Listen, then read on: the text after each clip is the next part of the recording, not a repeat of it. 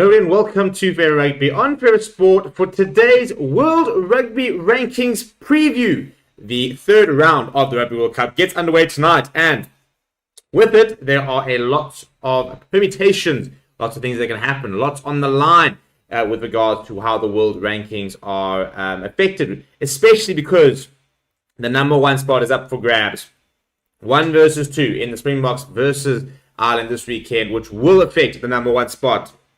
Ireland have got an opportunity to put themselves way ahead, whilst the Springboks got an opportunity to try and get themselves back to being, at least from a ranking perspective, the best in the world, as they currently compete to be named the best in the world. And after a 7-1 split announcement yesterday, very interested to see what will happen between South Africa and Ireland. Now, before I look at some of the permutations, and there are quite a few of them, so you're going to have to sort of buckle in a little bit and understand exactly what is on offer and at stake this weekend. Please do smash a like on the video. Please do subscribe to the channel as well. Right, let's go through them, shall we? So World Rugby has published these ranking permutations, so it's a bit of a preview as to what's going to happen over the next few days in terms of the different clashes. Now, if you're new to the ranking system, there's a whole bunch of things that usually come into play. However, at the moment, there is no home or away advantage, which usually does come into play. But because these are all neutral grounds, for example, even France, it's a neutral game because it is a tournament. They will not receive any different ranking points due to them having the home ground advantage, which means the only thing that are currently affecting the rankings are a win, loss, or draw, and then a win or loss by 15 or more points. So those are the only factors that are affecting the rankings, not home and away as well, which usually come into it. Obviously, what does affect the amount of points you can get for those sort of different factors will still depend on sort of the ranking of the team you're playing against. So, for example, there are more ranking points on offer when you play against a higher team than when you play a low-ranked team. So, let's have a look at it, shall we? Now, the first thing is the number one ranking is on the line in the Pool B encounter between Ireland and South Africa.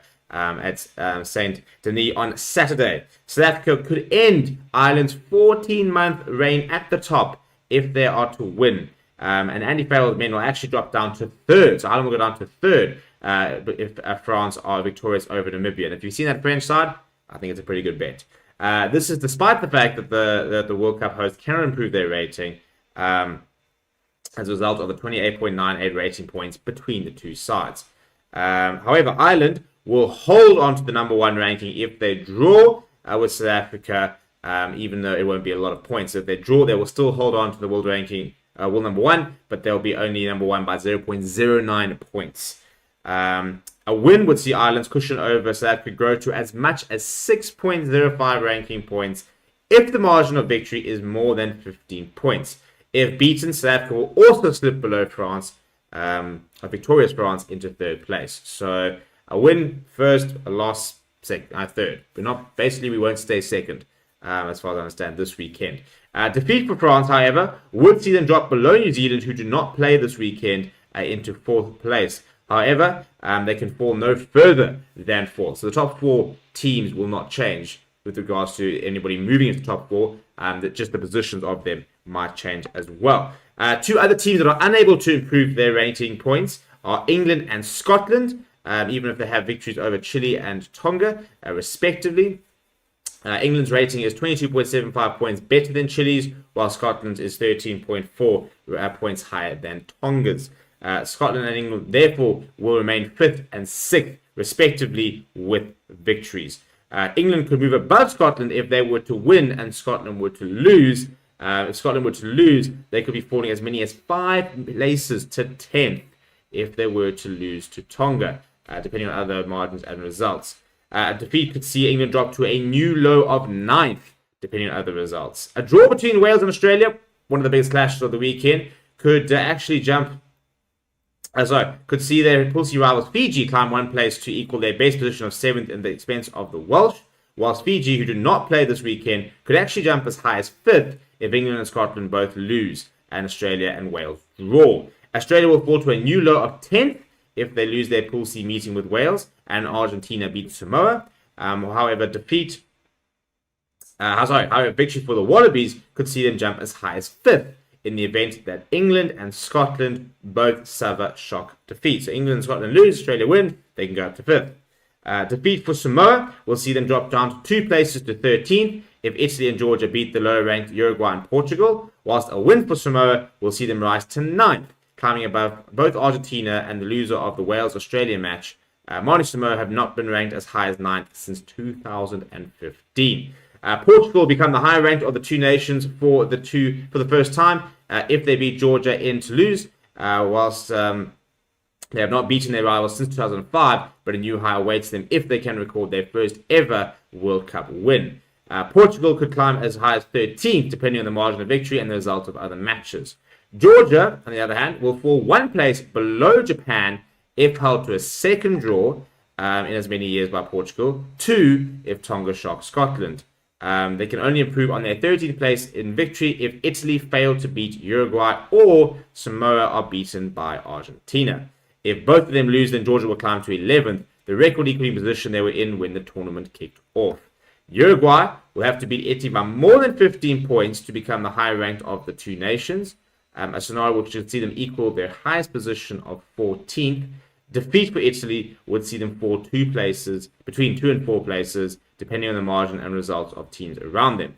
A win for Tonga against Scotland will see them climb above at least Japan, with the Brave Blossoms not playing this weekend. Any further gains will depend on the margin of victory and other results. Namibia will return to the top 20 for the first time since 2017 if they can beat France, whilst Chile can enter the top 20 for the first time if they can upset England and record their first ever World Cup victory, and Namibia fail to beat France. Simple. So there's a lot going on, and that's the nice thing about World Cups. There's so many matches, differently ranked teams and stuff like that. So some games have a lot of jeopardy, some of them have no jeopardy. The big thing for me is obviously that first spot, first place is up for grabs. After that, I think the 5th, 6th, 7th is interesting. Wales is going to be interesting. Wales, Australia, they could be falling quite low or rising quite high. So there's a lot to play for this weekend with regards to the rankings, if you count them all, and if you really sort of high them in high esteem, which a lot of people don't. But let me know what you think down in the comments below. Can South Africa beat Ireland? Who will be the number 1 ranked side come Monday? Let me know down in the comments below. Smash like on the video. Subscribe to the channel as well. Thank you very much for watching. My name is Steven, and I'll chat to you soon. Hello and welcome to Forever Sports. My name is Reese. I'll be talking to you a little bit today about one of our channel partners, BITDEFENDER. BITDEFENDER is a global leader in cyber security.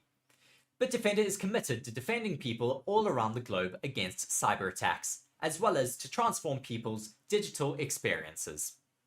In the next 6 months, Forever Sports will be covering major tournaments such as the Rugby Championship, the Premier League, the remainder of the Formula 1 season, as well as embarking on the biggest Rugby World Cup YouTube campaign ever.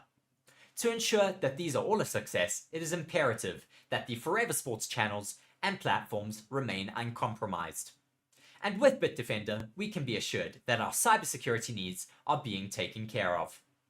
To read more on BITDEFENDER, please be sure to check the links in the description of our video. Once again, thank you very much to our partner, BITDEFENDER, for joining the channel. I've been Reese here on Forever Sports. Thank you very much.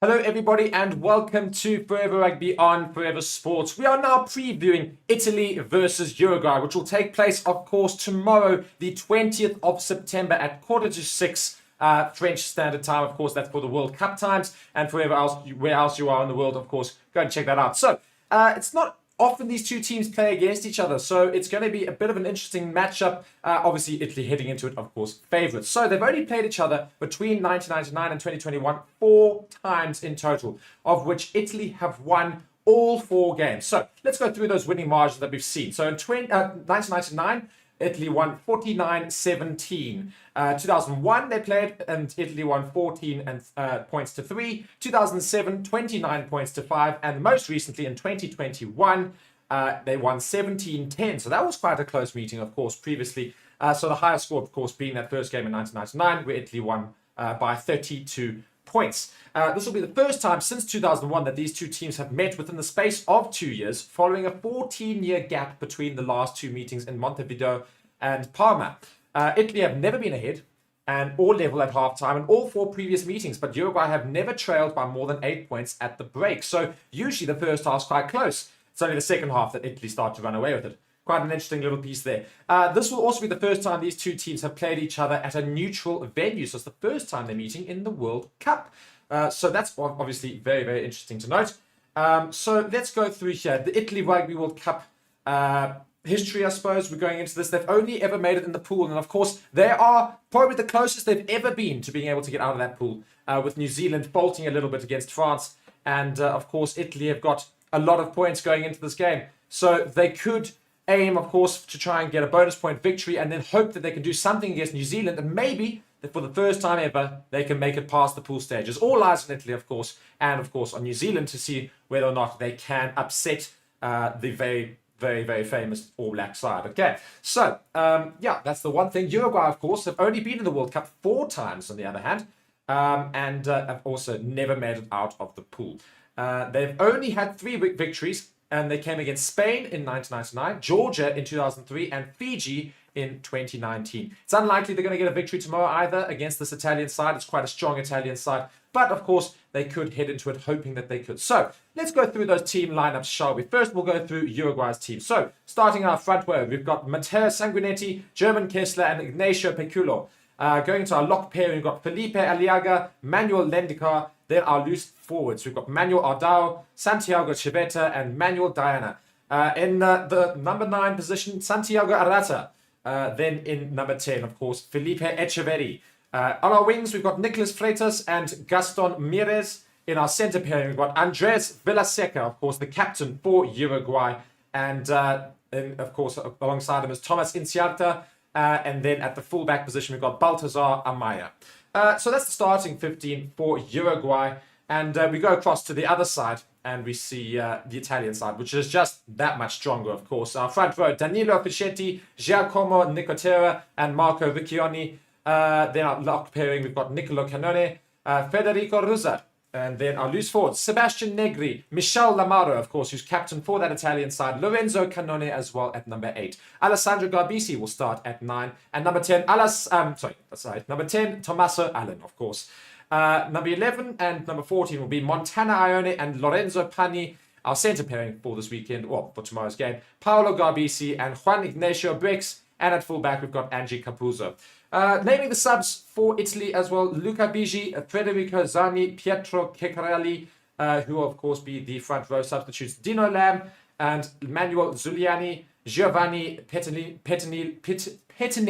Alessandro Fusco, and Paolo Odugua will be the bench for Italy. Going on to the Uruguayan bench, Guillermo Pujadas, Facundo Gatas, Diego Abello, Ignacio Dotti, Carlos Durs, Agustin Almechea, Felipe Barchesi, and Bautista Basso. So that is your Uruguayan bench. So the Italian side, of course, a much stronger outfit.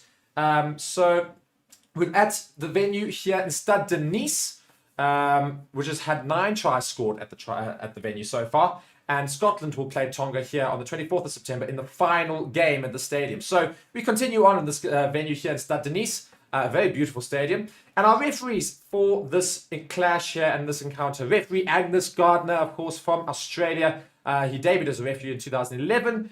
He's had 41 tests as a referee. World Cup games as a referee, only 4. This is his 3rd World Cup after officiating as an assistant in 2015 and then handed 3 games in charge in 2019.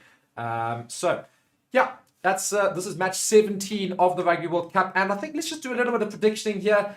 I think Italy surely win this. They've got a very strong side. The Uruguayan side has not been that great at all so far this World Cup. So let's see what Italy can do going into tomorrow. I reckon I'm going to say they win with a bonus point. They get all 5 points tomorrow, which is certainly going to put them in the best stead to try and get out of this pool, depending on what happens with New Zealand and, of course, when Italy come up against New Zealand. For Uruguay, however, they'll be trying to upset the Italians and get their 4th win in World Cup history. Can they do it? Let us know in the comments, of course, and give your predictions in the comments. I'm going to give my prediction, and I'm going to say I reckon that Italy will win by at least 40 points margin. I reckon this will be the biggest winning margin against Uruguay they've ever had, and I reckon it'll be a high-scoring affair, 8 tries at a minimum. And Uruguay will probably score 1 or 2 because the Italian defense can sometimes break down. So that's my my predictions for this weekend, for this match rather. So let me know in the comments as well your predictions, and very much looking forward to it. I will be watching it along with you, of course, here on the channel. So be sure to subscribe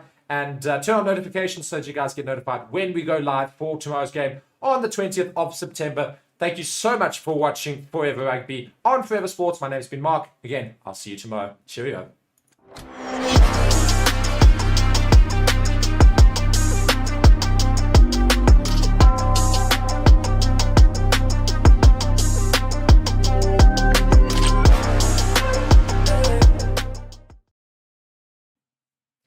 Hello everybody, Stevie P here from Forever Sports, and I'm here to tell you about BOYLESPORTS, the official betting partner of Forever Sports. Across all of our channels, they are one of the leading betting companies in the world and have recently launched in South Africa with an amazing offering. You can get a 1,000 Rand welcome offer. For the rugby, they are giving you 25% payout boost up to 2,000 Rand on the Springboks winning the World Cup, as well as an extra 50 Rand bet when you stake 250 more on rugby during the Rugby World Cup. It is your one-stop betting shop.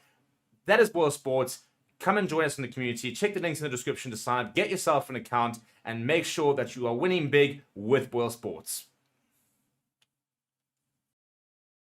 Well, hello everybody. We are now live, of course. So welcome to the Italian game here versus the Uruguayans. So Italy versus Uruguay. It's match 17 of this Rugby World Cup 2023. If you've not seen my face before, it's because it's the first time I'm doing a watch along for you guys for a very long time. It's the first game for myself in this World Cup that I'm doing a watch along here on Forever Sports. So thank you to all of those who are joining me. And yeah, immediately let me know in the comments where you guys are tuning in from. What do you think is going to happen in today's game? Of course, it's going to be a fairly interesting one in terms of understanding where Italy could sort of compete for this pool, because there's a small possibility that they can actually go through ahead of New Zealand. So it's a little chance, and it's a little chance that we're all of us pretty much holding on to a little bit, I think.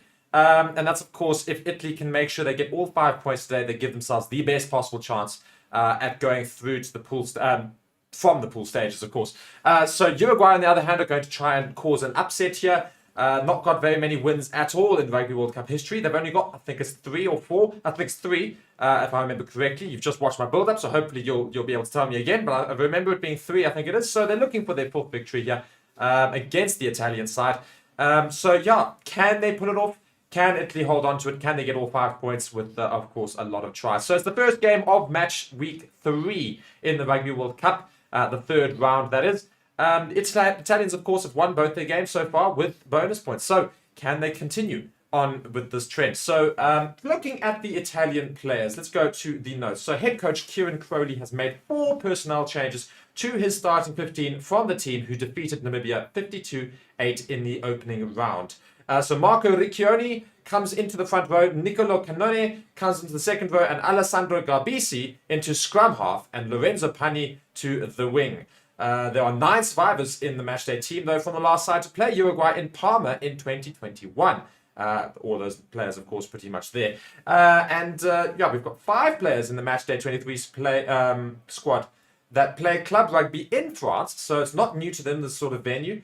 With Tommaso Allen, Pietro Ceccarelli, Perpignan, Montana Ioni for Lyon, and Angie Cupozo for Stade Toulousain, and Paolo Garbisi for Montpellier. So certainly going to be a very interesting clash in terms of can Italy get those 5 tries, as I say. So I do have the Italian team for you. I will play it just a little bit so you guys understand who is starting for this Italian team before we get going.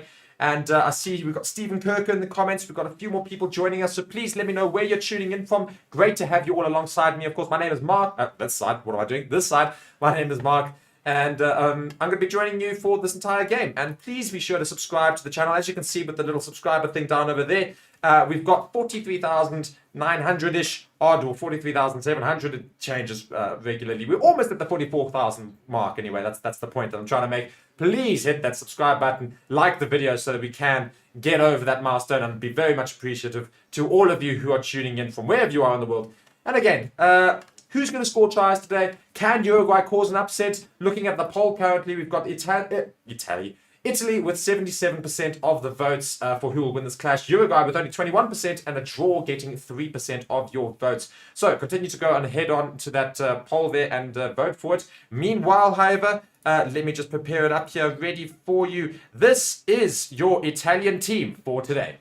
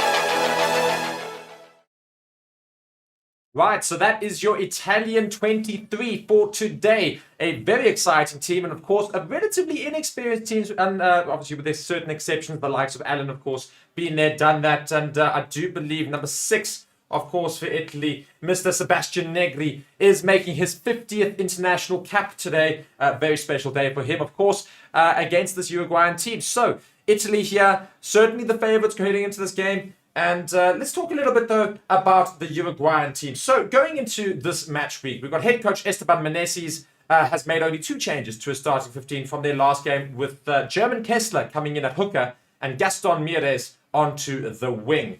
So, looking at these two, German Kessler and Manuel Ardao are the only 2 Uruguayans to have scored more than 1 try in 2023, the year, not just the World Cup, the whole year so far, with Kessler scoring a double against Argentina, second 11 or second 15, sorry, and Ardao with 1 against Chile and 1 against Argentina. Argentina second 11, second 15 as well. Sorry about that. I keep saying 11, like in cricket minds apparently. So yeah, so not many tries being scored by this Uruguayan team. But going through the team right now, let's run through that squad for you. So our front row for today for the Uruguayans is Matteo Sanguinetti, German Kessler, and Ignacio Peculo. Our lock pairing is Felipe Alaga, Manuel Lendekar. Our loose trio is Manuel Ardao, Santiago Civetta, and Manuel Diana. Our number 9 for today is Santiago Arata. Our number 10, Filippo Echeverri. And our wings are Nicolas Freitas, Gaston Mieres. Our centre pairing is Andres Villaseca, of course, captain for Uruguay. And on his outside is Thomas Inciarto. And at full back, we've got Baltazar Amaya. So, a relatively inexperienced side for Uruguay. With the exception of course, Gaston Mieres has almost played 100 international caps for Uruguay. So he is there with all that experience on the wing, and they're certainly going to try and utilize him. Of course, captain there for Uruguay is Andres Villaseca. He's also quite a decent player. So let's see what happens here. We're just looking at the toss, of course. Agnes Gardner is our referee for today. And he is just doing the toss with the players. Not that really it means much in rugby. Just decides in terms of who's going to kick off and who's going to start from which side. So it seems Uruguay is going to kick off, and Italy's chosen to play from left to right. So that is the toss done, and we're just waiting on the teams to come out here. So if you guys are new to the channel, and otherwise if you guys are permanent supporters, you'll know that we've got a team on the ground in France for the entire, well, not the entire World Cup, but for a long period in this World Cup for the next, I think, 20 days still. So we've got a team on the ground there doing all the press conferences, interviewing players, interviewing fans there in France. So it's absolutely fantastic. So please hit the like button just for the dedication from the Forever Sports team. We are there. We are covering it for you. And it's all because of you. Thank you so much for all your support that you guys have given us. It really does mean a lot. So in case you guys don't quite know exactly what this is all about with regards to this tour that we've been doing, let's go and have a look at exactly what that is. Alright, so that is the Forever Sports Tour to France for the Rugby World Cup 2023. Again, this is match 17 of round... Now, this is also in round 3, of course, of the Rugby World Cup. So, we've got just about 5 minutes to go until we get going. Both teams have made their way out into Stade de Nice here for this clash. And we're about to have the national anthem sung for everyone. Of course, 50th international cap there for Sebastian Negri for Italy. So he's led the Italian team out first. So big hats off to him. Fantastic accolade there for the Italian there. So we've got both anthems coming up now. Italy are playing in their famous blue strip, and Uruguay are playing in their yellow. A very interesting kit as well. And we do now have the Italian national anthem being sung, and all the players looking pumped. They're looking relaxed as well, some of them. And the crowd is somewhat about 70% full, I'd say. So it's I think, probably the first game in this World Cup that we've not seen a full crowd. Not unexpected, of course. It's Italy versus Uruguay. Not exactly the 2 biggest names in rugby. Of Italy, obviously, a lot much bigger than Uruguay. But otherwise, not quite the spectacles that we're going to see later this week with Ireland and Springboks, which is going to be a huge game. And also let me know in the comments what you think is going to happen in that clash. And we've got a couple of other big clashes happening this week, of course, as well. But nonetheless, we're here for Italy and Uruguay. It's about 70% of the crowd has made their way into the stadium in terms of capacity. Italian fans out in their numbers, of course, not exactly very far away. They do neighbour France, so is expected. My word, lots and lots of cheers for this Italian team. Beautiful to see how passionate they are and how passionately they're singing their anthem as well. So, I'm going to give my prediction. in terms of what could happen. Yeah, so Italy's played one game. They won it with a bonus point very, very comfortably against Namibia. They're going to try and get a bonus point win today, because if they do manage to do that and get a little bit of form behind them in this World Cup, they could well attempt, or at least try to knock New Zealand out in the pool stages. Now, Italy's the only team that can do that in that pool, of course. France have beaten New Zealand already, and New Zealand's obviously played another game since and won that very comfortably. But Italy played one game, won it with a bonus point. They can go into the next game, this being Uruguay, win it with a bonus point as well. Puts a huge amount of pressure on that New Zealand side.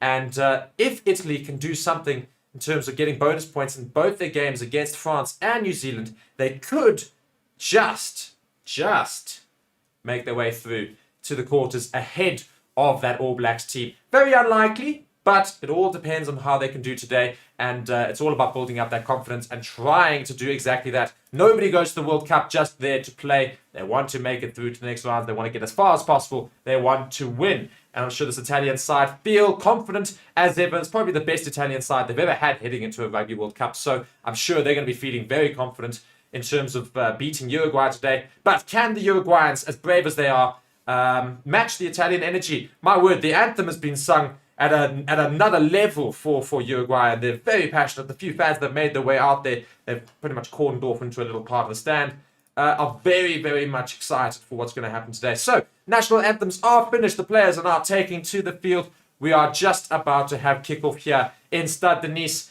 and I'm hoping everybody who's in the comments are well. Everybody watching, I hope you're very, very good. Please be sure to go and smash that like button, subscribe to the channel, and let me know where you are tuning in from around the world. I see Stephen Currie saying he's on a bus heading to Boston Logan Airport and then heading home. I assume that is to South Africa, of course. Many South Africans on the channel. Stephen Currie has done a few videos for us in the past, so very, very good to see that he's on his way back to South Africa after quite a lengthy stay, I think, in the USA. For the rest of you, let me know where you're tuning in from again. And yeah, we do have Uruguay kicking off from left to right. And I'm going to give an apology right from the beginning here, saying that bear in mind, my pronunciation is not going to be fantastic. Please don't take it out on me. I'm going to try my best. We're here to watch together. We're going to correct each other. We're going to try and have fun. It's going to be a great game, I'm sure. And Uruguay are just about to kick off. So let me get rid of that build-up box, because guess what, ladies and gentlemen? We're about to go down. Let's get there. So, yeah, Uruguay in their yellow strip are already set. Italy are ready to receive the ball. Angus Gardner is getting ready to go as well. We see the Uruguayan crowd have got, my word, everything going. The Italian crowd also counteracting them with some very, very interesting fans there. Love to see the energy that we've seen in this World Cup so far. Let's keep it going. And of course, let's keep it going in the comments as well. So, here we go, I think. Although, hang on, we've got a little bit of a stall here. The ref's just waiting for something. I think they did things a little too quickly. So, yeah, we've got just about 30 seconds. I think the refs are deciding they're gonna swap the sideline refs. The touchline refs are gonna have a swap. They're gonna do the other sides of the field. So unfortunately, they're taken to the wrong side. So this is a small delay, and then we'll get going. Of course, yeah. Again, I'm gonna give my prediction right now. I reckon Italy win this with 6 tries behind their names. It's not gonna be a massive scoreline, but it'll be enough to, of course, make it convincing. I reckon 40 odd points. Or maybe just under, to about 3, maybe Uruguay will score a try or 2. So 35-10. That's going to be my prediction. I reckon the kicking won't be great from Uruguay. But let's see what happens in the game, of course. So we have finally got the game just about underway. Angus Gardner, Andrew Brace, obviously referees for today. There we go. The whistle has been sounded. And we are here kicking off the start of round 3 in this World Cup is Uruguay. Here we go. And it's, of course, Felipe Echeverri, who kicks into the Italian half. They will receive it just about inside their 22-meter line. It is received by Amaya, who, of course, not Amaya, sorry, by Capuzzo, who goes down and is very easily recollected there for Italy. Italy not looking to kick it straight away. She's going to build it up. She's going to run straight from their 22. Some fantastic hands from the forwards here. And now taken into contact there by, oh my word, penalty to Uruguay. Sorry. Not roll. What happened there? I think we collapsed there. So an early opportunity here for Uruguay to have some points on the board. Very, very interesting. Paolo Garbisi went into the tackle, of course, and went down. And then as they were trying to clear it, Just want to see who gets penalised here. I think it's for infringing in the ruck, or maybe a sealing, I think, in the ruck. So just seeing, there we do. We see Garbisi takes it in, and then, off their feet at the break. I think maybe just stolen as well. It is a steal. It is a fantastic steal, or attempt to steal. And it's gone off their feet, I think it is, that Italy gets penalised for. I'd say it was a steal, but it wasn't quite. But I think the Italian players just went off their feet. So, Uruguay have opted to kick for goal. And, we're going to have a penalty shot here. And the clock is ticking down. We've got 24 seconds, 23 seconds. We're lining it up. He's looking very confident, very calm. And I'm sure this could be an early point score here for Uruguay, which comes to the shock of most and many, including myself. Rudy has come into the comments here saying Italy 34, Uruguay 17. And here we go. The kick is, oh my word, is just fading left. And unfortunately, an early opportunity for Uruguay to go into the lead is missed by Felipe Echeverri. Unfortunately, he misses that just. It was quite a simple kick, so it's quite disappointing for Uruguay. It should have been an easy 3 points. So they're going to have to, of course, receive now from Italy a 22-meter dropout.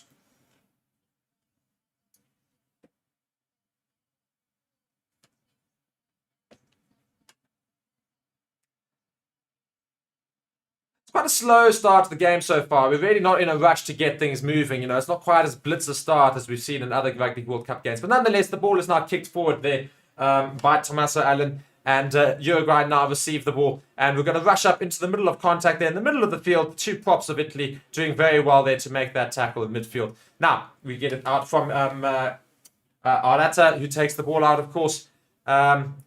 Uruguay still have the ball, but they've gone backwards quite quickly here. Now shifting the ball in contact. Great to see there. It's taken in by Kessler.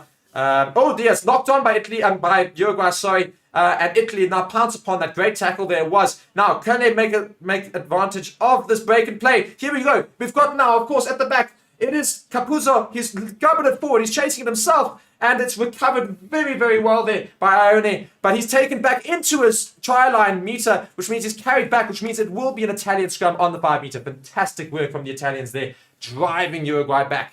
And unfortunately for Uruguay, they're going to now have to have a defensive scrum on their 5 meter line. Oh, no, a defensive scrum on their 5 meter line. Italy will be licking their lips. First possible points here for Italy. Fantastic work here. As we just see the forwards shifting in contact very nicely. A nice grubber through from Capuzzo. A fantastic kick there. And it's recovered well by Ione originally. But unfortunately, he just gets dragged as he gets up by the Italians over his try line. Has to dot down inside his try line area, which means, as I say, 5 meter scrum to Italy. It's the first scrum of the game.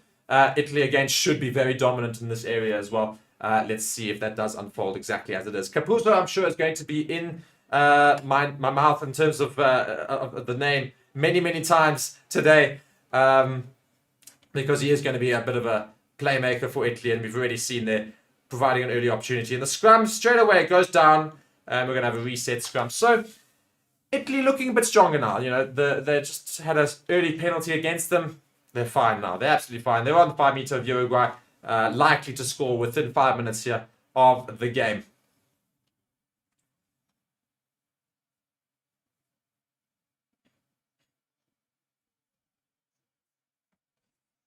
So the scrum is now being reset. It doesn't look like it's going to be that complicated a maneuver for the Italians, looking at their backline. Very straightforward. It's going to be difficult for Uruguay to defend, of course. I think Italy might well have quite a decent scrum against Uruguay. And, of course, when you get that dominance, it's going to make it very difficult to defend against. And here we go. Italy go into the scrum. It's gone straight down. Advantage to Italy. So it's down illegally by Uruguay. Now Italy come. Oh, it's a little bit spilt in the midfield. An attempted kick. It's all completely rubbish. It's in front of the kicker. We're going to come back for the penalty there at the scrum. Italy, they're just, unfortunately, I think just rushing it a bit too much. They're very keen to score points. They just need to calm down there. One of their players there, couldn't quite see who it was. Just also reiterating that message. Just calm it down, lads. Calm it down. We'll be fine. And they've called for another scrum. Very intelligent, of course. It looks like this Italian scrum is definitely going to be quite dominant. Uruguay buckling under that pressure there on the near side here. I think that is Piculo, who struggled under the scrum there. And there we go. We've got Garbisi there, just telling everybody in the Italian team just to calm down a little bit. Now looking, of course, at Currie, the Italian head coach. I'm sure he's going to be very excited to see what this Italian team can do, not just today, but in this World Cup, because, as I say, it's probably their strongest side they've ever had going into World Cup. So let's see what they can do. So the scrum is now set up. Bind has been called. And set eventually. It took a while if Angus Gardner's to say so. Ball is in from the Italians. They're moving forward again. And again, Uruguay are being penalized against. It's advantage to Uruguay. Comes through the midfield. And it's going to go over. Fantastic try there for Lorenzo Pani of Italy. I think, they're going to have a TMO decision immediately. I think it's a try, though. I think they're checking whether or not he went onto the floor and then got back up before scoring the try. But I think it's good. I think it's a good score here. Lorenzo Pani, of course, with that score there. Weird that they gave it to the winger to go straight over instead of a centre. But nonetheless, it seems to have worked very well for them. It's going to be early points for Italy, provided the TMO review is in their favour. He does seem to go down, though. Does he go down? In which case, no, he doesn't. He's not on the floor yet. Oh, I don't know if he places it. That's the issue we're actually looking at. He tries to, but I don't. His hand is actually underneath it, and he pretty much shifts the ball backwards. Does he actually get it down? That's going to be the question. The other angle is definitely much better. I don't quite know why watching an angle where you can't see a thing. Just watching Pani as he goes around here. It's a fantastic effort. And so we see he's holding the ball, still holding the ball. As he's about to place it, he's still got contact with the ball and doesn't make contact with the ground. Still holding the ball, says the TMO. So it will be a try to Italy, I think. Award the try has been given. So Italy score first. Great try there from Lorenzo Pani for Italy. Great score there. Angus Gardner now just confirming that try for everybody. Try to Italy with the conversion to come. So early points already, guys. So does that change your opinions on what's going to happen? Please let me know in the comments. Be sure to comment, guys. Ask me some questions. Doesn't necessarily have to be about this game either. Of course, we can chat rugby as we're watching along here. And I'll give my opinions as best I can to your question and my answers. And otherwise, I can just do research, of course. There's nothing stopping me doing that as well. So yeah, Uruguay unfortunately dealt an early blow here. They started all right in the first minute, winning a penalty. It really geared them up. They missed the penalty attempt. And I think that's just come back to cost them a little bit. Italy now scoring that try after very dominant forwards. I call it a forwards try because the only reason we've really scored that is because the scrum has been so good from Italy. But great passion there by Pani after scoring that try. Let's see if he can score another couple. Will he get a hat-trick today, as we saw 2 hat-tricks from the Springboks over the weekend? One from the wing, of course, of Makazole Mapimpi. So can we see it being matched by the likes of Lorenzo Pani? Tommaso Allen, of course, now going to be kicking for post here. It should be a sure kick. It's pretty much almost in front. And straight to the centre it goes. Italy now lead 7 points to 0. 1 try to their name after 7 minutes. They're matching the minutes with points. And Uruguay will get us going. Uruguay will get us going again, of course.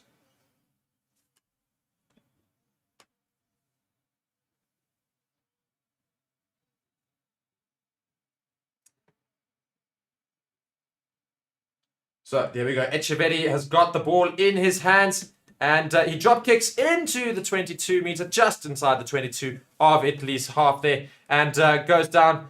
And here we go. Italy now, of course, receiving that ball. Now again, doing the same things they did at the beginning of the game, not opting to kick. They're going to run it out of their 22. So some exciting rugby coming here from Italy. I do enjoy watching Italy for this exactly. And they just try to play running rugby the whole time. It's great to see. Very attractive team as Italy to watch. But usually not quite as skilled or powerful as the other big teams, which is what's let them down in the past. But there you go. A great steal from Uruguay out of nowhere there. Italy not committing any numbers to the ruck. Although I think Italy have now, no, they've tried to turn over themselves, but not going to. And now taken into contact, I think it is the number 10 of Echeverri now. Comes out to Uruguay. We've got a Uruguay player down in the backfield as well. So they're going to have to play with 14 men only. But this, oh my word, huge hit from both props on either side there in the middle there. Ignacio Piculo takes the ball in. Oh, he spilt it a little bit. So Italy have unfortunately taken the ball away from them. Though I think they've managed to ruck over again. Uruguay doing very well just to recover that ball after a small little mistake. Now driving forward again. They're just on the edge of the Italian 22. They've been driven backwards, but I think they've knocked it on. Unfortunate for Uruguay. They have knocked it on. So it will be a scrum to Italy just outside their 22 meter. A player here getting lots of attention in back play here. I can't quite see who it is. Certainly a backline player, I think it is. for Uruguay. I think possibly just a little bit of blood in the face. Oh dear, yeah, very bloody nose. I think he's broken his nose or otherwise. Is not looking very comfortable at all there for him. So yeah, lots of blood spilling, unfortunately for him.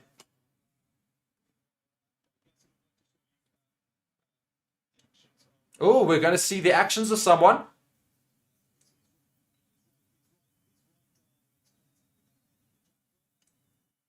This is from Italy. This could be an early card to Italy here. They're going to be checking the actions of... Is it? Or is they going to be checking the actions of yellow? I think it is.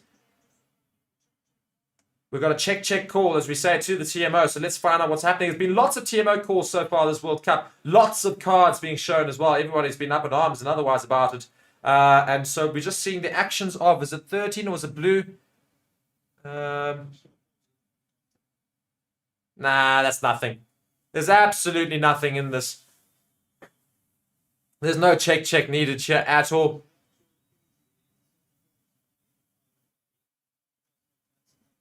There's a glancing bit of contact from the upper part of his arm to his head, but it's not actually that forced. He's trying to go in low and cover his player up. It'd be a harsh card, personally, for me. Very harsh card. So we'll see if that actually occurs.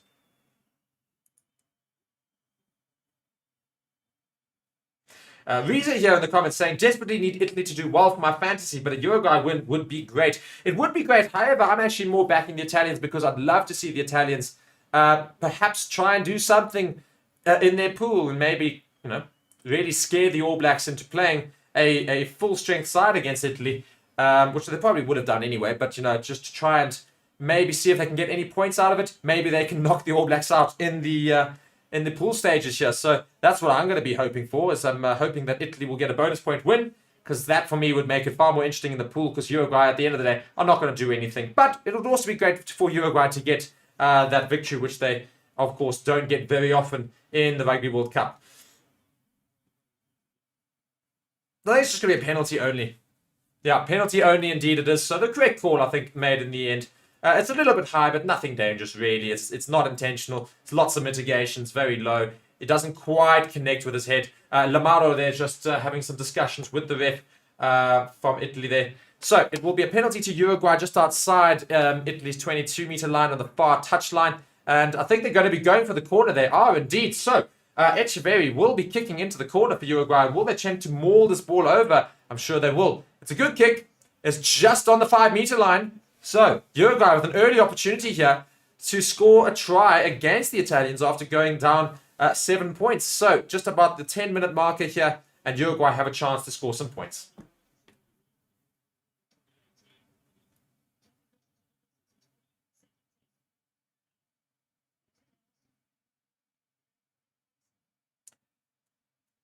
The Uruguayans are ready to put it into the course. German Kessler now, who puts the ball in. The Italians set up the maul, and it's good maul. Italians are struggling a little bit, although now starting to fold a little bit. The Uruguayans getting very close to this near touchline. I think they're going to have to take it out through Santiago Arata. No, he doesn't. The forwards take it up themselves, but now Santiago Arata is now holding on and waiting for this ball to appear from the ruck.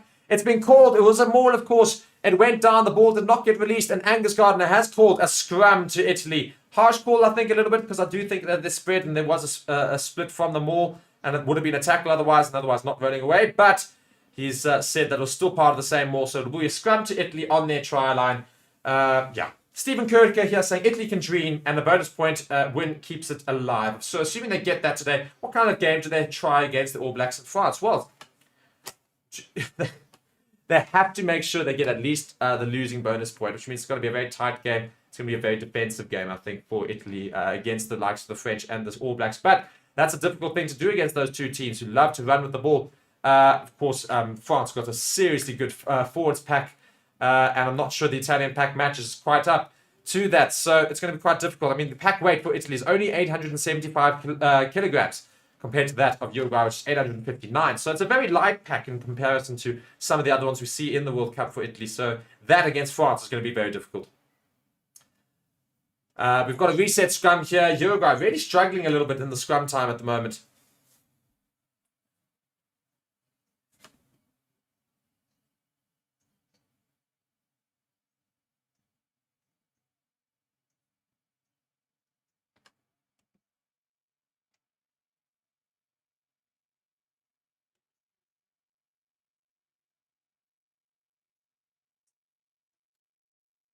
Ref now, Angus Gardner, having a chat with the forwards on either side, just saying, let's fix up these scrums. They're really not good so far. Yeah, they have been. Not one of them has actually seen its way through. It's collapsed every single time. A couple of penalties going to Italy's way, but a couple of reset scrums. This being the second reset scrum of the day. So we've had a big talking to both sets of front rows, and hopefully that will fix the scrums for the remainder of the day. Unlikely, I reckon, but we'll see if that does actually happen.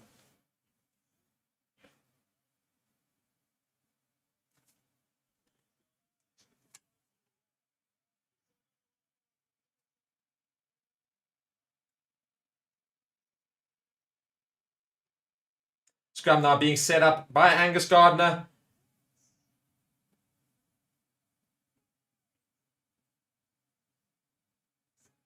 Set now being called. Italy to put the ball in. Scrum's holding for now. Italy's getting a huge amount of dominance. Goes down, advantage to Italy. Are they going to run out the 22? They are. It's spread it very, very quickly. And it comes now to Anguza Capuzzo now, who passes out to his wing. It's Ione who gets it all, my word. Spilt there by Italy, but it will be back to that penalty in the corner from the scrum. So Italy tried to get out of their 22, but unfortunately very much spilt on the near touchline here. So they go back for the penalty on the Italy's 5 meter for that scrum dominance they had there. Italy very much looking dominant in the scrums, as I thought they would. It's what I said they would be. And yeah, they are looking quite dominant there. And a few more people joining us, viewing. Please be sure to like and ask us some questions in the comments. And guys, please share the stream with all your friends, and otherwise, let's keep it going. Let's try and grow this stream as quickly as possible, and how you can do that is just by liking the video and also commenting, of course. It really does help us, and we do very much appreciate it. We have got a team down in France because of what you guys have done for us these past couple of years. So thank you so much for that, and if you can continue to support so that we can bring you better coverage throughout, it would be really much appreciated. And my word, it is hot in this room that I'm in. I'm going to grab a little bit of water from the fridge right next door to me. Give me 2 seconds whilst I do that. But now, Italy, of course, have kicked the ball out into the near touchline. It's almost at the halfway line. The ball has gone up. They're taking it down to the forwards. They're now passing across the back line here. Who is this that's got the ball? It is number 12.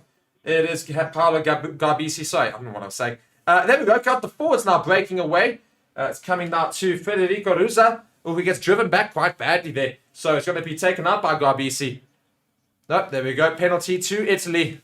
Just on the halfway line for offsides. Ooh.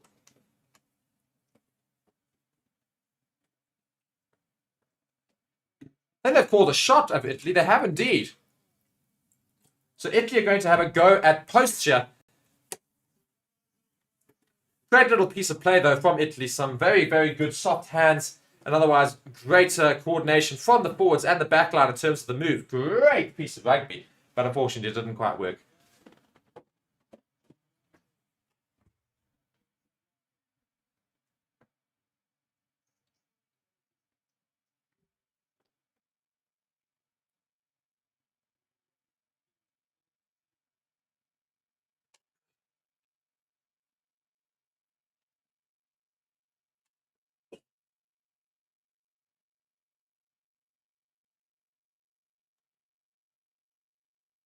So just waiting here for the penalty to be taken. Angus Gardner just apologising for something. I don't quite know what.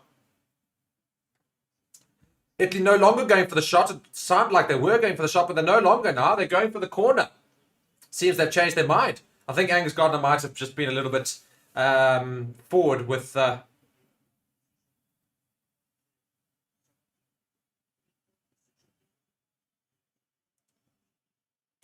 Ooh, a little bit of contention there between Uruguay and Angus Gardner. So they had originally made the decision, that's what I thought, to go for gold. And they've since changed that decision because he changed the mark on the field. And Italy, Uruguay just getting a little bit upset about that. But of course, they are fully within their rights, Italy, to change their decision because they thought that the penalty was being taken from one spot, which is kickable, and then moved to a different spot, which was not so kickable. So they've opted for the line. They're now inside Uruguay's 22. Given how successful they were the last time you were here, one only imagines they'll get the second try of the game here. We're currently 15 and a half minutes into the game. The ball goes in. The line-out's taken. They set up the maul. Oh, my word, is moving forward at a rapid rate. I think it's taken down, though, by Italy. So they're going to have to get this ball out. Indeed, he's been told to take it out. Angus Gardner's saying, take it out, Garbisi. Garbisi now takes it out. He passes to his centre pairing. Comes out now to Capuzzo in the back line. He grabs it forward. Can they get there? It's a very short touchline. And my word, there's an idiotic player, one of the French, Italian players, in the middle of the touchline. They're getting in the way. Shocking. I think he's going to get spoken to, yeah.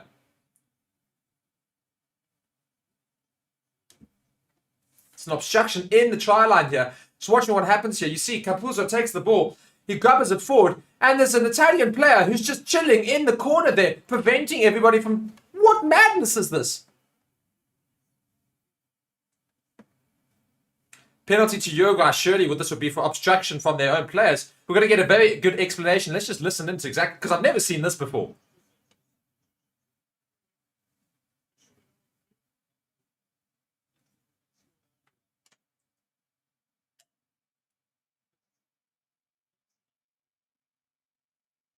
I do quite find it interesting. The Italian forward who was there has run away very quickly from that scene. So it'll be a 22-meter dropout to Uruguay. They've taken it and, well, they stole it originally, but then gifted the ball back to Italy. So now Italy have the ball, although it's been stolen back brilliantly. My word. Who was that? I think that was Manuel Ardao. And now Uruguay have kicked it far forward and Italy are having to come back. It's almost brilliantly chased by Uruguay. Great little piece of play. Now Uruguay are going to receive it back in their half. It is, I think, Echeverri who's now got the ball. Is it? No, it's not. It's their backline player. It's Baltasar Amaya who's now punted it forward. And unfortunately, Italy, they get there. It's Ioni with the ball now who goes down to ground. Now, Garbisi takes the ball, passes through to the forwards on his 22-meter line in the middle here. So Italy have recovered the ball well. And I'm sure they're going to be looking to kick this as far as possible. As it is now kicked forward by Tommaso Allen. It's only in the middle of the field, though. So it's fetched here. Who's this here? I can't quite see who it is. And it's chipped forward, but not brilliantly. And unfortunately missed. So Italy have got the ball. Comes to Ioni. He's got a little bit of space ahead of him. He's beaten one. He passes back into the midfield. It's Garbisi with the ball. He passes through to Tommaso Allen, who now passes through to the forwards. The forwards, just lots of soft hands here, not letting this ball get to the ground. And Italy eventually taking it down. Tommaso Allen now drops for a kick. He kicks it to the far left here. It's a great kick. Great touch finder into Uruguay's half, just ahead of their 22-meter line. It's a great little piece of play from Italy there. And yeah, we're about 18 minutes into the game now. And it will be a Uruguayan line. I thought they would have scored more points by now, Italy. Uruguay doing quite well just to disrupt Italy's play. But also just their own stupid mistakes half the time. A couple of aimless kicks has also cost them. We'll see if that continues throughout the day, of course. So German Kessler now with the ball in his hand. He puts it into the line out. They get it very, very comfortably there. Uruguay's been good in the line outs. They're setting up the maul now. It's quite well set. Can they make this good use of this? It's going forward a little bit.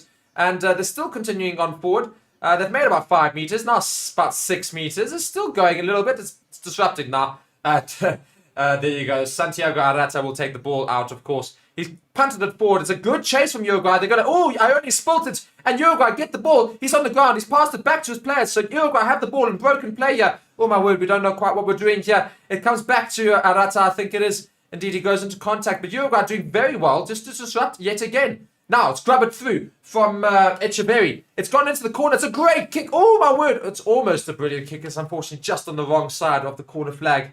And it'll go back, unfortunately, back to where the ball was kicked from. But otherwise, it was almost a brilliant kick. Badly spilled there by Montana Ioni. Just watching this grabber through, it almost went out correctly, but unfortunately just misses that corner flag. Just takes one bad bounce. So it will be a scrum from the point which was kicked, which is just in front of the 22-meter line. Now I've got to stop and play. I think we're going to have a water break potentially, or otherwise we've got a couple of injuries for both sides on either side. So just a little bit of a break and play.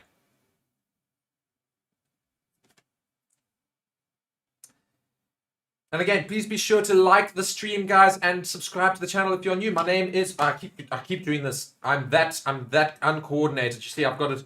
It reverses on the screen, so I keep wanting to do this. My name is Mark, if you've not seen me before. Hello. And, yeah, I'll be joining you for a few more games this World Cup. I am doing a Springbok game. I'll be doing the Springbok versus... who am I doing? Springboks and Tonga. I'll be doing Springboks and Tonga later on in the pool. So join me for that. It's going to be a very exciting game. And I hope that you guys all join me for that as well. So Italy are looking very much the dominant side at the moment. They expect it to be, but Uruguay are really disrupting them very well, and they've got another pace to their play. They just don't want to let the ball stop. So it's quite interesting watching how Uruguay are trying to go at Italy in this game. Uruguay doing well to disrupt them, but these scrums are so dominant for Italy. Once again, the ball has to come out though. It's not going to be a penalty to Italy. Interesting, I thought it was. So Uruguay doing a little bit better. Oh, it's brilliantly stolen. What a steal. Absolutely brilliant from Uruguay there. Can't quite see who's done the steal there. But what a piece of play. Absolutely fantastic. My word. Great steal there. Right in front of the post as well. Just on the 10-meter line. Will they go for the kick? I'm sure they will. Fantastic steal. I think we're going to hopefully see a replay of this. But again, just shows you Uruguay are disrupting Italy, not letting them play. It's over immediately. Fantastic work by Manuel Ardao. That's who it is. Absolutely brilliant. He's done a couple of those today already. So Ardao just doing very, very well for Uruguay there in the loose trio. Can he keep it up for the rest of the game? That's going to be the great question. Because he's really done well so far. So we now have Echeverri with the chance to put Uruguay back on the board. He had an earlier chance right at the beginning of the game. He missed it. This is now right in front of the post. 40 meters. He only just missed, literally edged it by this much on the left post. He's right in front of the post though, on the 10-meter line. Should be a fairly simple kick. Hopefully. He's got 25 seconds left to take this kick. He's just lining it up. Those orange boots of his ready to kick through the ball. He now takes his stance. He goes forward. He motors through the ball. Oh my word. Yeah, you could not miss it. Shocking. Pulls it right to the left. Not great at all by Echeverri there. So we're going to have to wait for Uruguay to get on the points again. If he got both his kicks, both of them quite simple kicks, it would be 7-6 right now. Far more respectable in terms of Uruguay's favour. But so far, kicking, letting Uruguay down. As we've crossed the halfway point in this first half. We have a 22-meter drop out to Italy. Of course, we've got Tommaso Allen, of course, with the ball in hand, ready to kick forward. It's high. It's on to the 10-meter line inside Uruguay's half. It's collected there by the loose forward there of Manuel Diana. Diana, or however you want to say it. Diana. You guys let me know. How should I say it? Oh my word, it's spilt by Uruguay. Shocking. Although Angus Gardner's letting it play, apparently. He's going to kick it forward, does Italy? So I think they're going to play on. Yeah, they are going to play on. Italy chose to kick it. They had a chance to play with it, so they didn't choose to use it. So now Italy receive again the kick back from Uruguay, and it's going to go back their way. I think through Lorenzo Pani, I think it was the one who kicked it. But now Uruguay not opting to kick. Oh no, they are going to kick it eventually. It's kicked into Ioni's hands. This time he does click, doesn't spill it. Passes back to the fullback for Italy, Angie Capuzzo, I think it is, that did receive the ball. Ooh, there was backwards there by Uruguay, and they're going for another kick. It's a chip over the top. My word, this is the slowest amount of movement from the forwards in the middle of the field here. It's just a kicking game for them, but finally being taken down. And Garbisi takes it up, passes through to the forwards who've got soft hands, but yet again not finding their backline quite as they would like. Now Ioni with the ball in hand, he goes down, he gets tackled, and Italy eventually managed to get over that ball.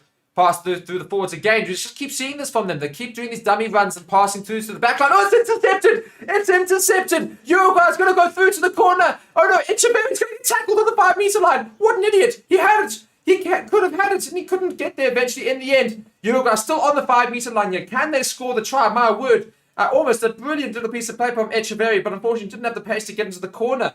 So Uruguay still there. Italy, though, tried to get over this ruck. I think they've done well. No, they've not. Uruguay still with the ball in hand. Can they score a try, ladies and gentlemen? They're right on the try line here for Uruguay. Can they score this try? It's advantage to Uruguay now. And, oh my word, pushed right back into that ruck there. So the forwards are not the option. Here we go. On to, I think that's Echeverri again.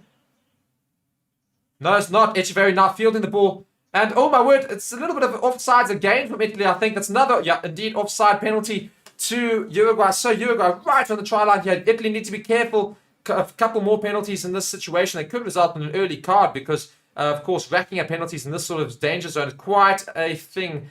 Still trying to go through the forwards here are Uruguay and Santiago Arata just trying to organize the team here. They're still on the try line. Can Uruguay score? It's going to be a hell of a score if they do. Oh, they're all of them too selfish. They don't want to pass the ball properly. They keep trying to take it themselves. Just pass a couple of times. Italy's defense is stretched a little bit thin. Now it comes through. Oh my word, great defense there from number 8 and the number 5 of Italy, that being Lorenzo Cannone, and from Federica Rusa. It's still advantage to Uruguay. Arata is still, oh my word, he spilt it a little bit. He dives himself, but he goes straight back into the ruck from whence he came. Phase 11 for Uruguay now.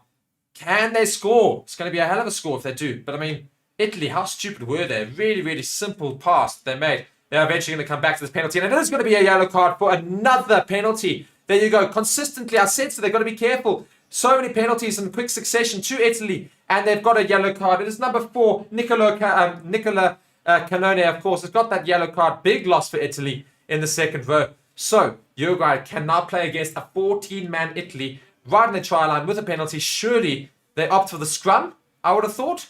Go for the scrum, then you force a change in their forwards. That's what I'll do with this penalty. Or they're going to go for the corner. The maul has been working for them. The maul's been quite good, so they will go for the corner indeed. So Echeverri kicks for the corner, goes out on the 5-meter line with a line out to come against the 14-man Italy. Should surely be a try to Uruguay. And can they score more as a result of this advantage that's been given to them by Italy's poor discipline on the try line there?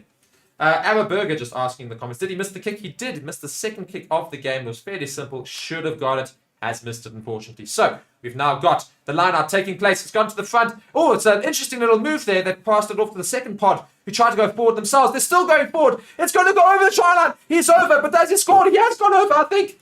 Angus Gardner's just going to TM overview, but I think Uruguay have scored. They're as ecstatic as anything. I think the sideline ref has said that it's gone over. So we're going to wait here. The play has stopped, so we don't have to worry too much. Let's just relax a little bit, players. I think, though, it's a try. I think that Uruguay have scored. Great maneuver. So we're going to have a TMO try, no try. On-field decision is no try, interestingly enough.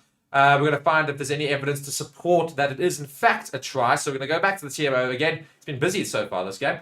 We're going to see what happens here. A few of you guys, I see clicking emojis. I love it. Go and smash those emojis if you want. Go and put those celebrations signs, of course, for Uruguay scoring a try here against Italy, or hopefully scoring a try. Let's see if he does score. He goes over, but I think number 7, then Michel Lamaro, captain for Italy, does manage to hold the ball up.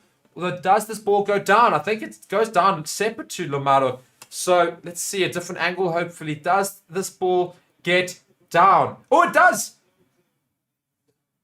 That's such an early decision. There's no obvious evidence to show that it's not a try, so they're not gonna look at it further.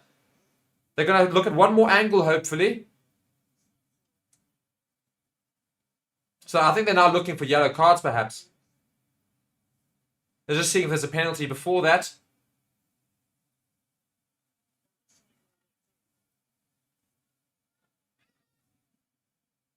Not quite sure now what we're checking for. Supposedly is not giving the try. Oh, there's going to be another angle to look at for the grounding. You see, I told you it's been very early. As I said, I thought it was an early decision. Almost costing Uruguay a try. I think they found another angle that shows that it is in fact grounded.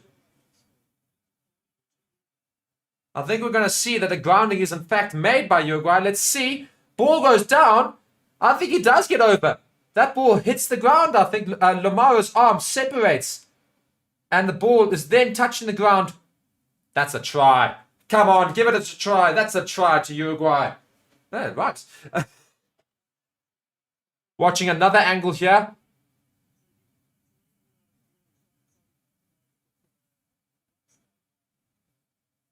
So they're saying the ball is collapsed by 1 on the try line for a clear try scoring opportunity. This could be a second yellow to Italy.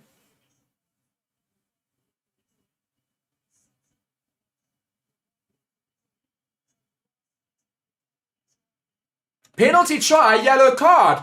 That's the decision. Penalty try, yellow card. So Uruguay do score a try, and it's a second yellow to Italy in quick succession. Oh, I haven't added the yellows. Let me go and add those quickly. But there are 2 yellow cards to Italy right now. So Uruguay can play against 13 men. 13 men. Come on. That's a hell of a thing. Let's go Uruguay. So it's going to be 7-7 now, ladies and gentlemen. Of course, with the penalty try, you do not have to convert. So it's 7-7. It's a very close game already suddenly. And Uruguay, as I said, did very well to disrupt Italy. Not so much now. They're the ones in the front foot. They got over. It was collapsed more twice by number 1 of Italy. So we've got Danilo Fischetti now gone and joined Nicolo Cannone in the yellow card sin bin. 13 men against 15 Uruguayans. Can Uruguay score a couple of more tries and make this a very, very interesting upset? It's a hell of a part of the game, I suppose. I was going to say the end of the half, but we've still got quite a bit of rugby to play here.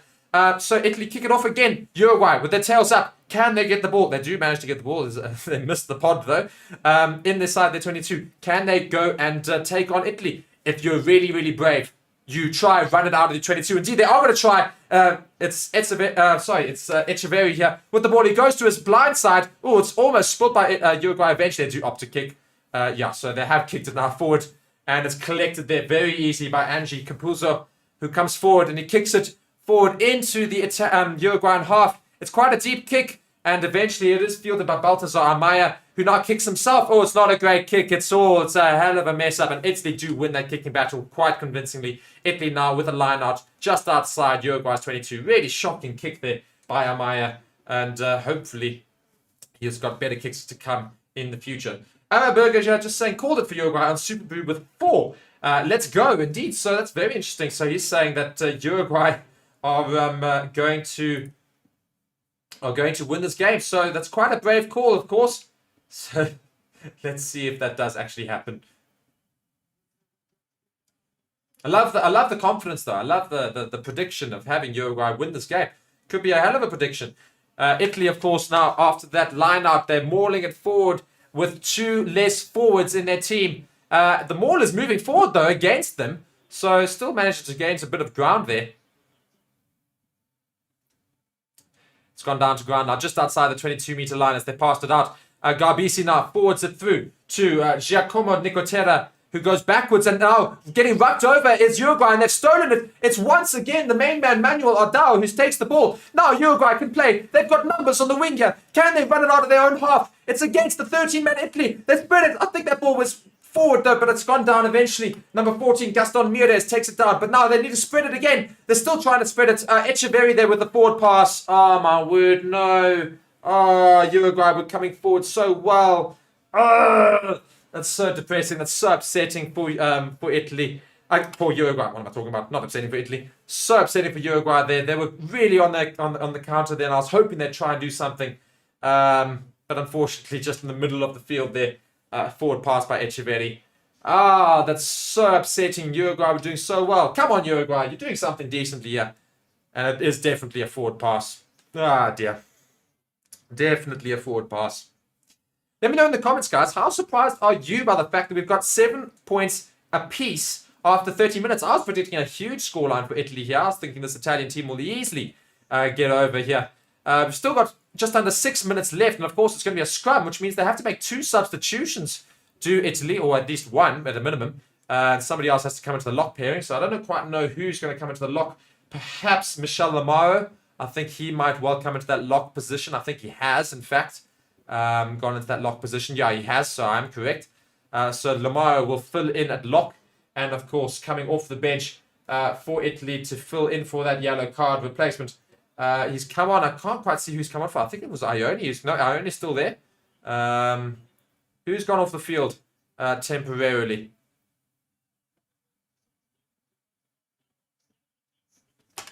I'll tell you something. This is going to be a very interesting scrum. Of course, Italy have been very dominant so far. But Uruguay now up quite a bit on them. They've got 7 men in the scrum. But one of them is the centre for Italy. That is, of course, Andreas Villaseca. What am I talking about? Paolo Garbisi. But Italy do win that scrum. So they take it out. They're fielding it inside Uruguay's half. They're motoring forward onto the 10-meter line here. Now Garbisi takes it out. Passes through to the centres. And it's taken down by the props. Although I think Uruguay were over that ball temporarily, but not too long. Garbisi almost getting almost passing again an intercept, so needs to be careful there. Italy now still fielding the ball with 13 men against Uruguay. They just want to hold the ball. I think it's advantage now to Italy. So Uruguay doing really, really stupid things, not being disciplined. The ball's gone up from a kick. It'll be a penalty to Italy on the halfway line. Surely they go for the kick here. I think they'll go for the points. Waste a little bit of time. Maybe they go to the corner, because their maul actually worked a little bit against a somewhat lackluster Uruguayan maul defense and the previous lineout. So Maybe they go for the corner, although I think they will go for the points. Is this Ardao? I think it is. Ardao for Uruguay is down. This is very, very upsetting. He's been fantastic for them so far this weekend. Let's see if he can hopefully be fine. They've got the magic sprays coming out. Hopefully that'll do the job.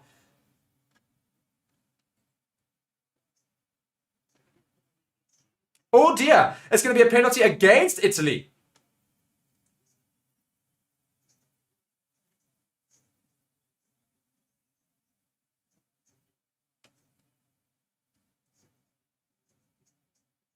For foul play. From the substitute who's just come on for Italy, of course, that being Federico Zanni. He's been penalised against, and as a result, Uruguay now have a penalty on the halfway line. Italy are crumbling right now, absolutely crumbling. It's ridiculous things that's happening right now. So let's see what's happening here. Can Uruguay score another try? They've got 4 minutes left on Nicolo Canone's yellow card, and of course just a little bit more on Danilo Peschetti's. So let's see what happens.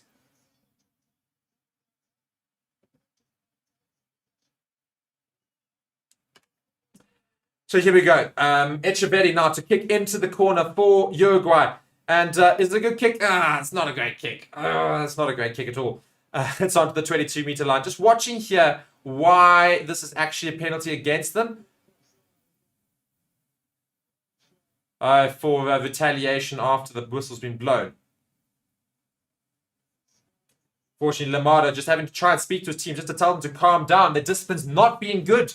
2 yellow cards right now. And he's just been warned by Angus Gardner as well. The fact he's got 2 yellow cards. Don't be stupid. Oh, my word, Uruguay.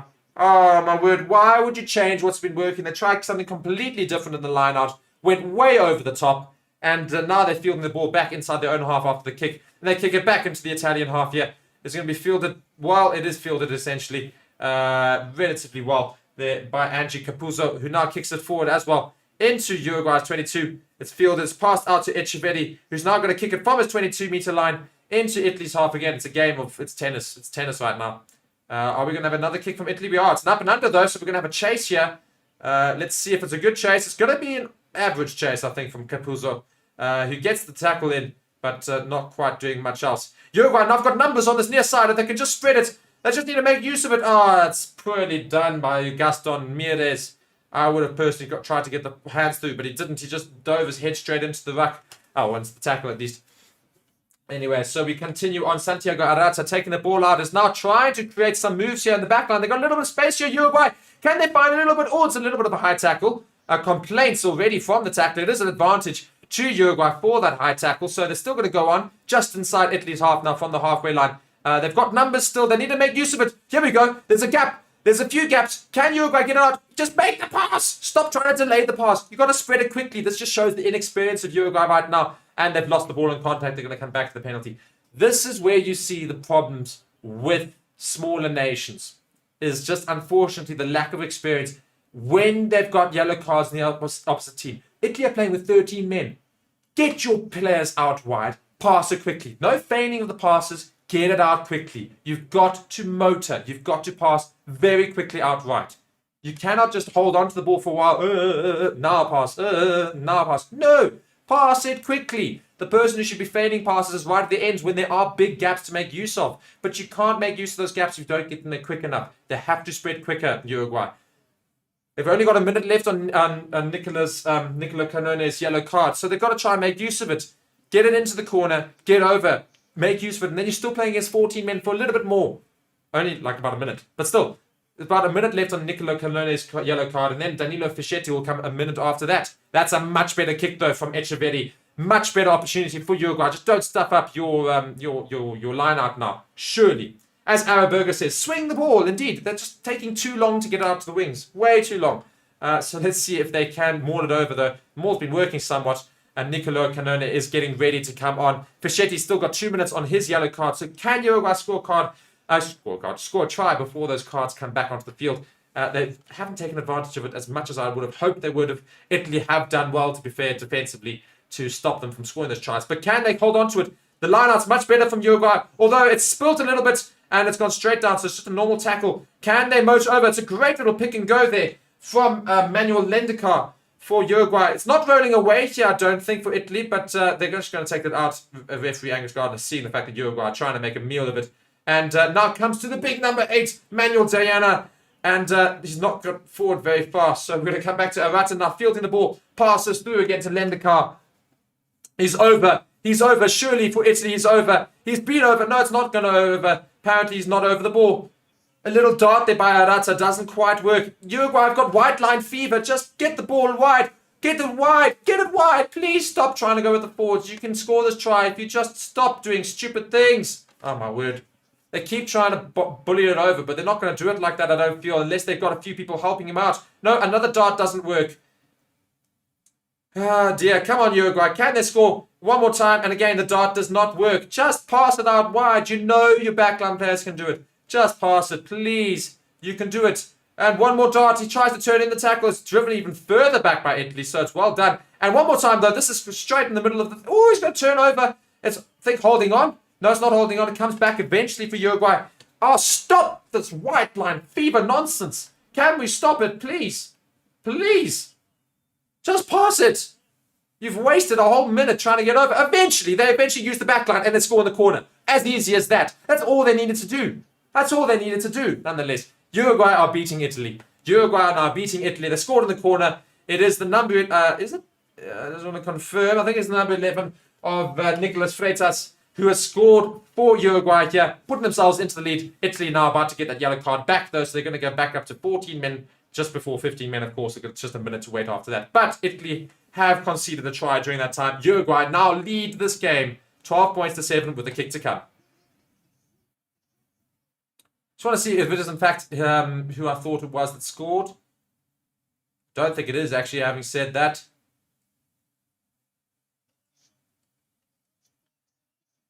Tell you, it's a hell of a game so far for Uruguay, to be fair. Notice, I was right. Nicolas Freitas with the try, so good on me, checks me out, getting it correct there.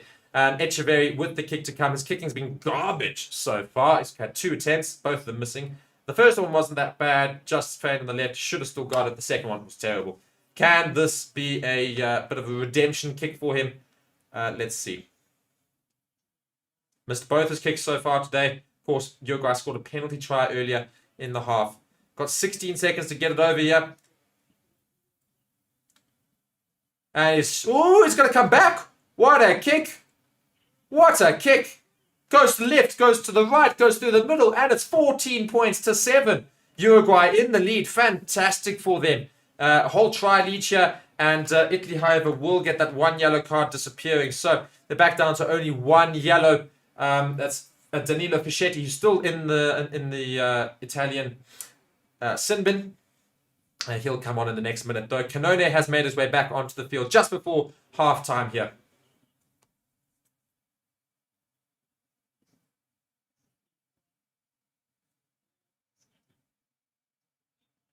It's kicked into the Uruguayan 22. It's fielded by that main man, Manuel Ardao, who's had such a good game today. Probably my first half man of the match. And certainly going to be up there for your pick for the weekend in terms of team of the weekend, because he's been insane this first half.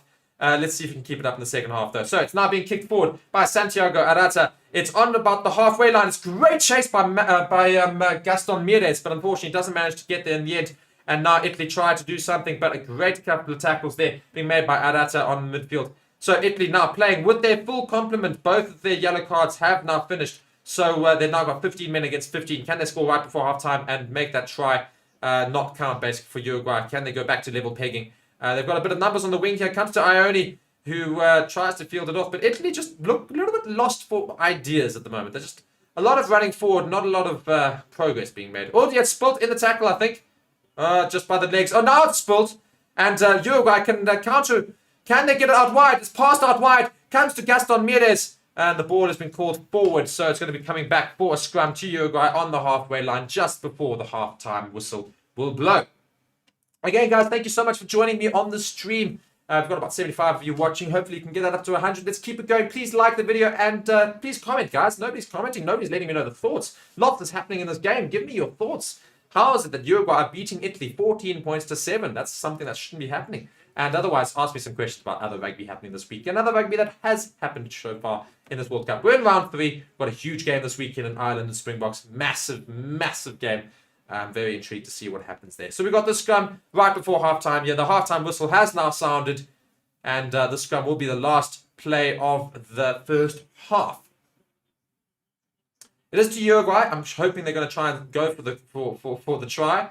Maybe they score another try before halftime, really putting Italy under the cosh coming into the second half. Though I still back the Italians come the second half because I think Uruguay are going to struggle fitness-wise in the second half. The scrum has immediately gone down, so we're going to have a reset scrum here on the halftime whistle here.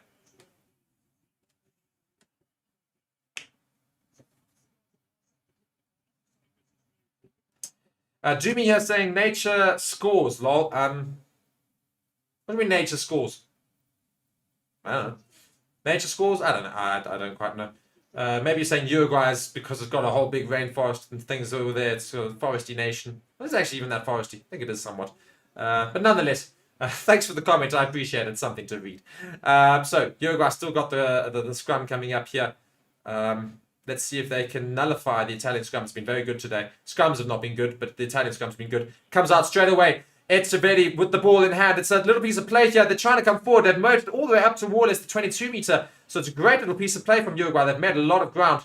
Can they make it further up? Can they score right before half time here? Here we go. It comes out by... it's a drop kick attempt. And it's just under. Just under. It was accurate, but it's just... we're going to have a team overview. He doesn't know if it was under or over. I think it was under. I think it's just under. But it's a great attempt out of nowhere from Azurri for a drop kick. No, Angus said, I think it went under. He says it thinks it went over. If it does go over, absolutely brilliant. Fantastic. Brilliant kick by Azurri. But I'm fairly certain this goes just under the bar. We're going to have a TMO decision for this. Not usually having to do these, but nonetheless, we are going to have a TMO decision for it. Carl Smith saying, World Rugby needs new nations coming in. We can't only have 8 great rugby nations in the game more than 100 years old. Let's see if the ball goes over. It does go over. My word, it does go over. Fantastic. Azurri with the kick. That's half-time. That's going to be 17 points to 7 at half-time. Fantastic from Azurri and Uruguay. What a half for the lads. Absolutely brilliant. And great to see the viewers also growing here. Super Chihuahua. What a name. Saying, I agree. Smaller nations need to play the large nations on a more regular basis, not only in the World Cup. 100% agree. 100% agree. You'd see Uruguay and the likes, Spain, Romania, Portugal, those sort of teams, Germany, they used to play, they've played a couple of times as well. You'd see them play far more often if you just have those exhibition matches. Of course, a lot of the smaller teams, to be fair to them, do play matches against the second 15s of some nations. We've seen Argentina 15 have played against Uruguay relatively recently. So that, of course, brings us to the end of the half. Uruguay win, I wish. Uruguay are leading 17 points to 7 at the halftime. I'm going to have a build-up, not a build-up, but I'm going to have a halftime package for you guys. I'm going to go take a break, take a breather, and I'll come back to you for the second half. Please don't go anywhere. Please have a chat in the comments. Always love seeing it, and I'll answer some questions afterwards, of course. But nonetheless, until then, please enjoy our halftime package here on Forever Sports. I've been Mark. I'll see you in the second half. See you now.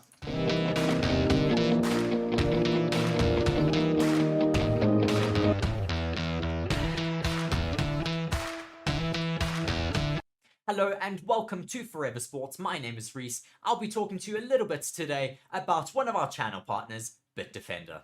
BITDEFENDER is a global leader in cyber security. BITDEFENDER is committed to defending people all around the globe against cyber attacks, as well as to transform people's digital experiences. In the next 6 months, Forever Sports will be covering major tournaments such as the Rugby Championship, the Premier League, the remainder of the Formula 1 season, as well as embarking on the biggest Rugby World Cup YouTube campaign ever. To ensure that these are all a success, it is imperative that the Forever Sports channels and platforms remain uncompromised. And with BITDEFENDER, we can be assured that our cybersecurity needs are being taken care of. To read more on BITDEFENDER, please be sure to check the links in the description of our video. Once again, thank you very much to our partner, BITDEFENDER, for joining the channel. I've been Reese here on Forever Sports. Thank you very much.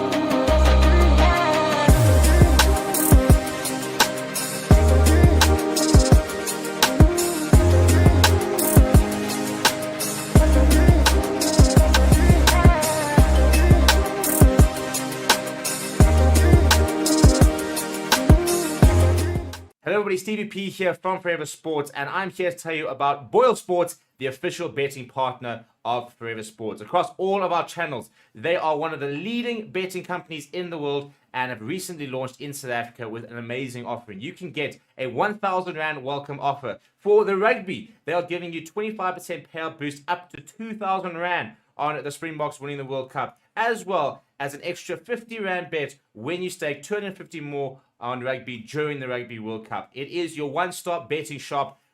That is BOYLESPORTS.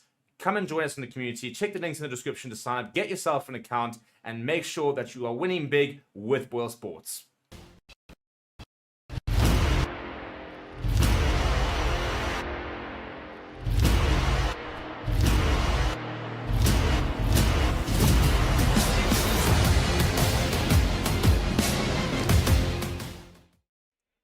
Hello and welcome to Fair Rugby on Fair Sport for today's World Rugby Rankings preview. The third round of the Rugby World Cup gets underway tonight, and with it, there are a lot of permutations, lots of things that can happen, lots on the line with regards to how the world rankings are affected, especially because the number one spot is up for grabs. 1 versus 2 in the Springboks versus Ireland this weekend, which will affect the number one spot. Ireland have got an opportunity to put themselves way ahead, whilst the Springboks got an opportunity to try and get themselves back to being, at least from a ranking perspective, the best in the world, as they currently compete to be named the best in the world. And after a 7-1 split announcement yesterday, very interested to see what will happen between South Africa and Ireland. Now, before I look at some of the permutations, and there are quite a few of them, so you're going to have to sort of buckle in a little bit and understand exactly what is on offer and at stake this weekend. Please do smash a like on the video. Please do subscribe to the channel as well. Right, let's go through them, shall we? So World Rugby has published these ranking permutations, so it's a bit of a preview as to what's going to happen over the next few days in terms of the different clashes. Now, if you're new to the ranking system, there's a whole bunch of things that usually come into play. However, at the moment, there is no home or away advantage, which usually does come into play. But because these are all neutral grounds, for example, even France, it's a neutral game because it is a tournament. They will not receive any different ranking points due to them having the home ground advantage, which means the only thing that are currently affecting the rankings are a win, loss, or draw, and then a win or loss by 15 or more points. So those are the only factors that are affecting the rankings, not home and away as well, which usually come into it. Obviously, what does affect the amount of points you can get for those sort of different factors will still depend on sort of the ranking of the team you're playing against. So, for example, there are more ranking points on offer when you play against a higher team than when you play a low-ranked team. So, let's have a look at it, shall we? Now, the first thing is the number one ranking is on the line in the Pool B encounter between Ireland and South Africa. At St. Denis on Saturday. South Africa could end Ireland's 14-month reign at the top if they are to win. And Andy Farrell's men will actually drop down to third. So Ireland will go down to third if France are victorious over Namibia. And if you've seen that French side, I think it's a pretty good bet. This is despite the fact that the World Cup host cannot improve their rating as a result of the 28.98 rating points between the two sides. However, Ireland will hold on to the number one ranking if they draw with South Africa, even though it won't be a lot of points. So if they draw, they will still hold on to the world ranking, world number one, but they'll be only number one by 0.09 points. A win would see Ireland's cushion over South Africa grow to as much as 6.05 ranking points if the margin of victory is more than 15 points. If beaten, South Africa will also slip below France, a victorious France, into third place. So a win first, a loss third. We won't stay second, as far as I understand, this weekend. Defeat for France, however, would see them drop below New Zealand, who do not play this weekend, into fourth place. However, they can fall no further than fourth. So the top four teams will not change with regards to anybody moving into the top four. Just the positions of them might change as well. Two other teams that are unable to improve their rating points are England and Scotland, even if they have victories over Chile and Tonga, respectively. England's rating is 22.75 points better than Chile's, while Scotland's is 13.4 points higher than Tonga's. Scotland and England, therefore, will remain 5th and 6th, respectively, with victories. England could move above Scotland if they were to win and Scotland were to lose. If Scotland were to lose, they could be falling as many as 5 places to 10th if they were to lose to Tonga, depending on other margins and results. A defeat could see England drop to a new low of 9th, depending on other results. A draw between Wales and Australia, one of the biggest clashes of the weekend, could actually could see their Pool C rivals Fiji climb 1 place to equal their base position of 7th at the expense of the Welsh, whilst Fiji, who do not play this weekend, could actually jump as high as 5th if England and Scotland both lose and Australia and Wales draw. Australia will fall to a new low of 10th if they lose their Pool C meeting with Wales and Argentina beat Samoa. However, victory for the Wallabies could see them jump as high as 5th in the event that England and Scotland both suffer shock defeat. So England and Scotland lose, Australia win, they can go up to 5th. Defeat for Samoa will see them drop down to 2 places to 13th if Italy and Georgia beat the lower-ranked Uruguay and Portugal, whilst a win for Samoa will see them rise to 9th, climbing above both Argentina and the loser of the Wales-Australia match. Marty Samoa have not been ranked as high as 9th since 2015. Portugal will become the higher ranked of the two nations for the first time if they beat Georgia in Toulouse, whilst they have not beaten their rivals since 2005, but a new high awaits them if they can record their first ever World Cup win. Portugal could climb as high as 13th, depending on the margin of victory and the result of other matches. Georgia, on the other hand, will fall 1 place below Japan if held to a second draw in as many years by Portugal, 2 if Tonga shocks Scotland. They can only improve on their 13th place in victory if Italy fail to beat Uruguay or Samoa are beaten by Argentina. If both of them lose, then Georgia will climb to 11th, the record equaling position they were in when the tournament kicked off. Uruguay will have to beat Italy by more than 15 points to become the higher ranked of the two nations, a scenario which would see them equal their highest position of 14th. Defeat for Italy would see them fall 2 places, between 2 and 4 places, depending on the margin and results of teams around them. A win for Tonga against Scotland will see them climb above at least Japan, with the Brave Blossoms not playing this weekend. Any further games will depend on the margin of victory and other results. Namibia will return to the top 20 for the first time since 2017 if they can beat France, whilst Chile can enter the top 20 for the first time if they can upset England and record their first ever Rugby World Cup victory, and Namibia fail to beat France. Simple. So there's a lot going on, and that's the nice thing about World Cups. There's so many matches, differently ranked teams and stuff like that. So some games have a lot of jeopardy, some of them have no jeopardy.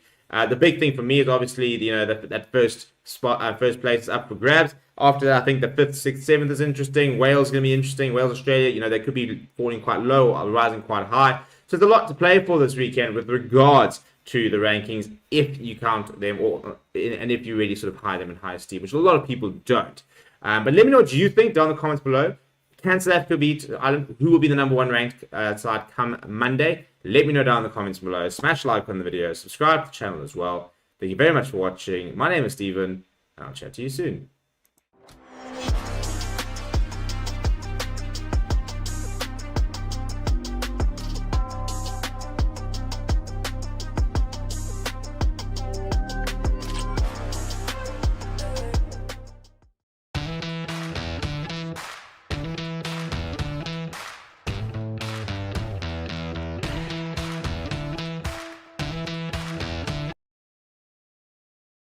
Right, guys, we are back.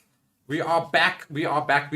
And Italy will be kicking now from left to right. Uruguay leading that 17 points to 7. The Italians are their worst enemies at the moment. Can they change it in the second half? They've just kicked off. It's gone into the Uruguay's 22, and immediately we have action underway again. And thank you once again so much to all of you who are joining me for this game. Of course, be sure to like and subscribe to the channel, and like the video, and subscribe to the channel. And join me again soon. And join us for all of the games in the Rugby World Cup. We're doing an unbelievable amount of stuff on the channel. So be sure to hit that subscribe button. And really, you're not going to see any better content anywhere else. And I do mean that in terms of the amount of sheer content we're bringing to you. Everything you could possibly want is going to be brought to you on this channel. So Italy now receive the ball on the halfway line. It comes forward by Capuzzo, who gets taken down. And now Italy really do need to change their attitude in the second half. And they need to fix up all of their mistakes, and really do need to capitalize here, because they were hoping for a bonus point win as somebody said in the comments during the halftime, I think that bonus point win must surely be eluding them at the moment. They've only got 1 try. They need to get another 3. So they really do need to get going in the second half. Now, they try to kick it forward. They've tried to catch Uruguay off guard, but it's been fielded very, very well by Thomas Inciarte. We've not seen too much today, but nonetheless been there in the defensive work. Now comes out by Arata, now who passes through to Echeverri, who's had an all-right game. His kicking's not been brilliant, but he did have a drop kick right before the half-time, which is fantastic to watch. So let's see what happens in the second half. Italy now receive the ball from his kick. It's about inside their half on the 10-meter line. Now it comes through. This is the forwards. Comes through. Federico Rusa, who drives up. Now, comes out for Garbisi, who finds the forwards again. I think it's almost spilt the tackle, but luckily not. Garbisi takes it out again. Passes through to Rusa, who passes now to the back line. Ione finds himself in the middle of the field as a winger, and he gets taken down on the halfway line, but now passes it in the tackle, and now Italy making a little bit of movement. They're almost up to Uruguay's 10-meter line, doing much. They're basically trying to play at a much quicker tempo than they did in the first half, so perhaps they were just a bit too slow, although they didn't look too slow. I think they actually just looked too unstructured. Although, there we go, beaten tackle there, and got through onto the 10-meter line from Italy. Now, passing through to the wing, who's got a little bit of space here, that's Lorenzo Pani, who of course scored the try for Italy right near the beginning of the game. But it's been turned over by Uruguay, but unfortunately illegal rucking unfortunately results in a penalty against them, even though they did turn it over. So Italy will now have a penalty on about the 10-meter line. Carl saying, with 70 watching, I thank you for your passion and your commitment. Well, thank you so much, Carl. I do very much appreciate it. Not quite sure why we don't have more people watching. I was really hoping we'd have a bit more of a community out here today, but it does not matter. For the 70 of us here, we're vibing it out. We're loving it. Hopefully we can get a few more people onto the stream. So go find people. You know, go tell them to come and join us. This is where the vibe's at. The vibe. Oh, we've got another check. We do too. TMO. Angus Gardner has asked for the TMO. What is the TMO for? Hopefully for the fact that Uruguay have not done something wrong. I think they have, though. I think we're going to see a problem. We're going to bring it up. TMO's been very busy today. Oh, is it going to be a high tackle? Oh, shoulder. Oh, come on, man. Really? It's the same as the first one that we called for TMO check out of nowhere. It's the slightest bit of head contact from it basically slipping up. Andres Villaseca comes in for the tackle and slides up onto the body. I mean, he literally tackles on the ball, slides slightly up onto the body. It's just going to be a penalty. Why are we bothering? We've already got a penalty at the same point. Could this TMO get over himself? He's actually going to really piss me off soon. Sorry. But he really is going to... He's so irritating. He cannot stop stopping this game. Oh my word, no ways they're going to give this a yellow. They're giving it a yellow! Oh my word! How can you... And it's a review. An on-field review... Obviously, it automatically is, I think, half the time. It's an on-field review as soon as it comes to foul play. But really? How is that even a yellow? It's no ways that's a yellow. My word. Just to give you some... So Andres Villaseca, of course, captain for Uruguay. Very crucial, that little piece of information, is the captain. Goes into a tackle slightly high, but makes contact with the ball first before sliding up. There's mitigation. There's factors there. There's allowing him not. How is that a yellow? It's not dangerous. If that's a yellow, then the first half Italian infringement is a yellow. How is this a yellow and the other one not? Italy's not even that big a team, and yet there's still big team favoritism being played by the refs. I don't understand the refereeing that's happened so far this World Cup. It's not been brilliant. Italy, meanwhile, have taken a penalty. They've mauled it over in the corner. Sorry about that. I was just having a complete rant. And they have scored the try. Immediately, it was going to be a TMO check again. I mean, I just don't... I don't understand it. Yeah, we're having a TMO check. Italy kicked it into the corner. They mauled it over. It's definitely a try. I don't think we need much of a check. I think they're just making sure he's not knocked it on the line, but they definitely had the momentum to go forward. If it's not, it's going to be a penalty try. And they'll go and give a yellow card to one of the Uruguayan players. So Uruguay will have 2 yellow cards or something like that. So along those lines. But anyway, looking at the comments, we've got Seth McFartlin, which I quite enjoy. Will South Africa win by 70 points or 90 points on Saturday? Well, this is against Ireland. I'd quite frankly just be happy with the win. We don't have to worry about anything but the win. Please, just win. That's all we really need. Carl Smith saying SA will lose in fact, on the weekend. So that's quite a brave. Well, Carl, you tell me how much they're going to lose by if they do, and why do you feel they're going to lose? Of course, they've gone for that 7-1 split. Very interesting. Michaela Sutton saying hello. Well, hello to you too. Thank you for joining us on the stream. Guys, I am going to end this poll. That's what I'm going to do right now. I'm going to ask a question about standard of refereeing this World Cup. Let's go and ask that. Let's have a bit of contentious poll go up. Standard of refereeing so far this World Cup. It's held up, by the way. It's held up. I thought it was a definite try, but it's been held up. Fantastic. Absolutely fantastic for Uruguay. Not that's going to mean much. I think, unfortunately, they're going to probably concede in the next 5 minutes. But it does mean they still lead 17 points to 7. Villaseca, of course, has got that yellow card pending review. There's no ways that's a red. No ways. So it will be a goal line dropout for Echeverri. Sorry, what am I talking about? Villa. Echeverri will have the goal line dropout here. We're just going to have a chat now to... the yellow card's going to remain a yellow card. That's the confirmation we've just had. Yeah, Randall September just saying, we are going to lose the spirit of the game with these TMO calls. Indeed, I think it's just getting very involved for some reason today, especially. So hence, I'm going to put this poll up. It's going to say standard of refereeing so far this World Cup. And you guys are going to let me know. I'm just going to add a couple of options here.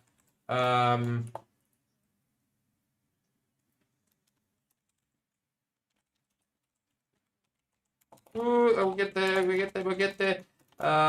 go. I've got my poll going up. So let me know your thoughts on the standard of refereeing we've seen so far in the World Cup. Uruguay now come away with the ball. They've managed to get onto the ball here. And Santiago Arata comes away with it. And just in front of their 22. Uruguay now going to kick it forward. They've got a player down. I don't quite see who it is. It comes eventually to Echeverri, who kicks it very, very poorly into the middle of the field. Now Italy can counterattack. They've got space out wide here. They're going to be joined, but it's only the forwards. And it comes through to Lorenzo Cannone, who goes straight down. But Italy have got numbers here, and Uruguay still got a player down, so it's really not going to suit them very much in defence. And look at this. They've got space on wide. They're going to come back in through Cannone. He's bounced off one. He's onto the 5-metre line. Now, can Gardisi do something with it? He passes out wide to Pani now with the ball. And unfortunately, that goes down on the 5-metre line. Italy still trying to get over this try line of Uruguay's.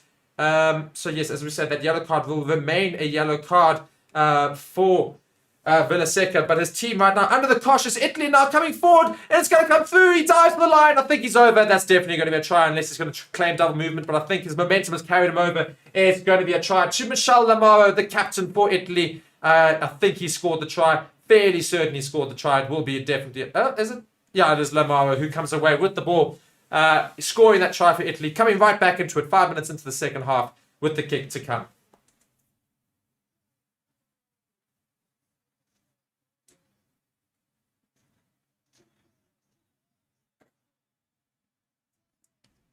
So, Italy, of course, now starting their comeback. It's their second try of the game. Can they get another 2 before the end of the match? Win it as well, therefore taking all 5 points. It's quite crucial for them to get all 5 points in this game. And the kick does go straight through the middle. So they're only 3 points behind, of course. Uruguay still with that yellow card, though. Carl Smith saying Ireland will win by less than 5. So he's saying a very, very tight game. It's very interesting, that, of course. Yeah. So, can Italy come back? I'm sure they can. I'm sure they will. By how much will they come back? Let me know in the comments. Yeah, keep it going, guys. Keep it going. Keep it going. Keep it flowing like the water. Speaking of, I really want some because I'm really struggling a little bit. It's a little bit dry. But nonetheless, Echeverri will get us going again in the second half on the 47th minute. He kicks it up into the air, goes deep into the Italian 22, and it will be fielded by Capuzzo, who passes through to Cannone, number 8. Goes just outside his 22 in the middle of the field. Uruguay tried to go over, not quite able to. Garbisi now fielding the ball, passes it back to his number 10, being Tommaso Allen. And Tommaso Allen kicks it far forward into the Uruguayan half, but it's not out. It's caught by Baltazar Maya, who passes to Echeverri, who tries a kick over the top, but it's again garbage. I mean, I don't quite understand what some of his kicks have been today. They've really not been great. But now Italy trying a counter-attack here. I think he's found a little bit of space. Has Garbisi, that's being the other Garbisi. There's a couple. There's 2 sets of brothers, of course, in this Italian team. The scrum half being Alessandro Garbisi, and the inside centre being Paolo Garbisi. And the ball has gone out of play by Alan. He tried a grubber through, I think it was, and didn't quite work as well as he might have intended to. And of course, the other two brothers in this Italian team being Niccolo Cannone and Lorenzo Cannone. So it really is quite a talented set of brothers there, both playing for Italy today. Villaseca has got 4 minutes and 44 seconds left on his yellow card. Uruguay have conceded a try during that time. Will they be able to hold on and not concede another one? It's their line out just outside the 10-meter line. So let's see if they can just win the line out. They win the line out, only just. And they set up the maul. The maul has been all right for Uruguay today. It's worked semi-all right. It's not been brilliant, but it's worked all right. And it's working well now. Look at them motoring forward here. Here we go. They've made about 5 meters, 6 meters. I think the ball's going to have to come out. They split a little bit too far. Indeed, it will come out. And Arata now will box kick from the maul. And here we go. Ball goes up. And it's very far into the Italian 22. I'm sure he's going to mark this. And indeed, he does mark it. So, I mean, oh well. We'll see that. We'll see that continue. Araberger saying, come on, Uruguay. Win by 4 now. And Randall saying, what is the water breaks about? Don't you think the game is losing momentum while all this stops in between? Well, we haven't actually had a water break this round. There will not be water breaks this round. So we've not had a water break today. So don't worry about that. We're not going to have water breaks this round. So you don't have to worry about that at all. Uruguay, meanwhile, are going to try and kick here and counter-attack. But unfortunately, it was lost forward by Italy earlier on. So they're going to come back for that scrum just about on the halfway line. It will be a scrum feed to Uruguay. So Uruguay still managing to stay ahead of Italy whilst they've got their captain off the field. And now we've got some substitutions coming on for Italy. Ciccarelli comes on in the prop position. So does Lamb in the lock position. So a couple of substitutes for Italy. Hopefully going to try and change up the game. Kayla saying hi again. I already said hi to you earlier. You must catch on, yeah. Must catch on. Carl saying 7-1 pick from Varsity does not make sense. Well, tell me why it does not make sense. Just don't give a statement. Give me reasons. Give me some discussion. Tell me why it doesn't make sense. It works very well against New Zealand. Why won't it work against Ireland? Supposedly New Zealand are usually heading into the World Cups more as favourites than most teams. Of course, Ireland headed into this one a bit more favourites than New Zealand, especially because of that Springbok win. But why? Why would that 7-1 split not work against Ireland? Michaela saying, how are you? Well, as I said earlier, very, very good. How are you? How is everybody in the chat? Hope you guys are all well. Carl saying, my SUPERBRU pick was Italy by 15. I might have a great pick here. Well, if they score another 2 tries, that will make it about a 11-point gap, in which case they need another penalty to make it 14, unless they miss a kick and then get a try, in which case it will essentially make it 15 points. So, essentially, that's what you're hoping for. You're hoping for 3 tries, of which they miss 1 kick. 2 kicks. 2 kicks. Of which they missed 2 kicks. That's what they're going to hope for. Yes, Randall saying South Africa will put this one out of the fire. There will be a tight game on Saturday, but we will pull through South Africa for the win. Love it. Love the comments that are coming in, guys. Please keep them coming. I do probably agree with you. I think it's going to be a very tight game. I do think, though, that bomb squad coming off the bench will probably make an effect, provided Ireland are still close. Because I think if South Africa are just ahead of Ireland by the time the bomb squad comes on, I think South Africa wins that game. If, however, Ireland have managed to get a few points ahead of South Africa, it's going to be a very, very difficult game to come back into. But I do back that bomb squad to make a difference. So just about how close we can get at about the 55-minute mark, 60-minute mark when that bomb squad comes on. Nonetheless, we're still here in Uruguay and Italy. Let's see what's happening here. Uruguay coming away with the ball after that. It's been charged down here by Italy, and they've got a counter-attack. It's been kicked through, but I think it's going to be an advantage to Italy. And the ball's still going through. Are they going to be able to get there? Echeverri eventually fields it, but the tackle's being made by Garbisi, I think it is, who's trying to get over. It is Garbisi. He's trying to get over. He's not going to be able to. And Uruguay do field the ball eventually just outside their try line. Almost brilliantly done by Italy, but Uruguay does enough to hold on just outside their 5-meter line. And Arata now fielding the ball, going to box kick it as far as he can. It's inside his 22. He's not managed to get it out. So they're going to carry on here. It's been fielded. It comes to Ioni for Italy, who's going to try and step inside. He beats one. He doesn't manage to beat the second. Garbisi now over the ball. He's going to go on this near touchline side. He passes through to the massive forwards. They're trying to go through. It's being supposedly held on by Uruguay, but illegally so he's let go. It now comes to Alan, who passes through to the forwards again and trying to bounce their way through. I tell you what, the Italian forwards have not made as much ground as I would have thought they would have today. Now, Italy with a bit of free-flowing rugby. Allen unfortunately gets tackled as he tries to get his arms free. Doesn't manage to. Garbisi now passes to Ione, who passes to his fullback, who passes now to Pani. And will he be able to get through? No, he won't. Uruguay desperately trying to get over that ball, but not able to. Ione again darting himself. He doesn't like passing this man, eh? Now comes through to the new prop onto the field for Italy, that being Caccarelli. And now, Italy on the 5-meter line, very, very close to scoring a try here. Can they get over, ladies and gentlemen? Oh, there we go. It's going to be Ione under the posts. A little, you know what? They just sped up play, and he's very passionate about it. Ione, very happy to get over for his first try of the day. Fantastic for Italy, and they're back into the lead. Unfortunate for Uruguay with that yellow card. I think it's really cost them in the defensive departments. And unfortunately, they've scored 2 tries, Italy, during that yellow card to their captain, Villaseca. So Italy have now gone back into the lead. Going back to these comments here. I can't speak French. They're saying, hello, Italian here. Oh, sorry, not French, Italian. Saying, Italian here, watching you from Valdriv. Valdriv? Sorry, I'm South African. I'm going to pronounce these names like I assume. But great to have you here. Great to have an Italian supporter here.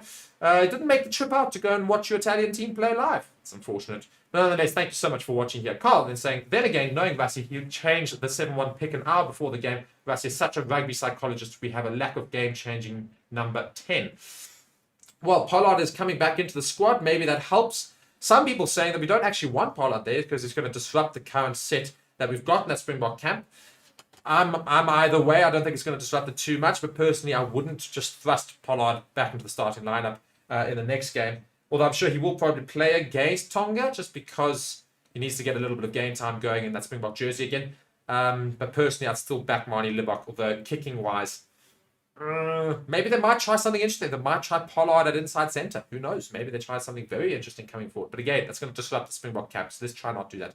Italy did get that kick over the though, so they're now winning 21 points to 17 against Uruguay. They've got the ball inside their 22. They're going to run it out of their 22 again, as we've seen them do so often today. And Garbisi fields it back to his brother, who kicks it far forward into the Uruguayan half. It's going to be fielded though. Oh, it's been misinterpreted a little bit by Echeverri, but he eventually hangs on to it. And he's now going to send an up and under up. And it does go up. It's not the best up and under. It's right in the middle of the field. Not a great chase by Uruguay either. Allen gets it and completely unopposed. Now Allen is running forward. Look at Allen go. He's going almost onto the 22-meter line. Eventually brought down by Uruguay. But his Italians come to help him out in the ruck. Now, Italy, can they score a third try in quick succession here? Comes to their captain. And the captain goes down, unfortunately. Garbisi now takes the ball out. He passes through to the forwards again. It's Negri with the ball. Comes out, comes to his brother, Garbisi. Now spreading it in the line. Oh, it's brilliantly done. Oh, but spilt forward. It's knocked on. Great tackling there by Ardao again. Manuel Ardao for Uruguay, causing that knock on there. And Echeverri now kicks the ball forward. There's an injury down in back play. It's straight down the middle of the field again, though, by Echeverri. So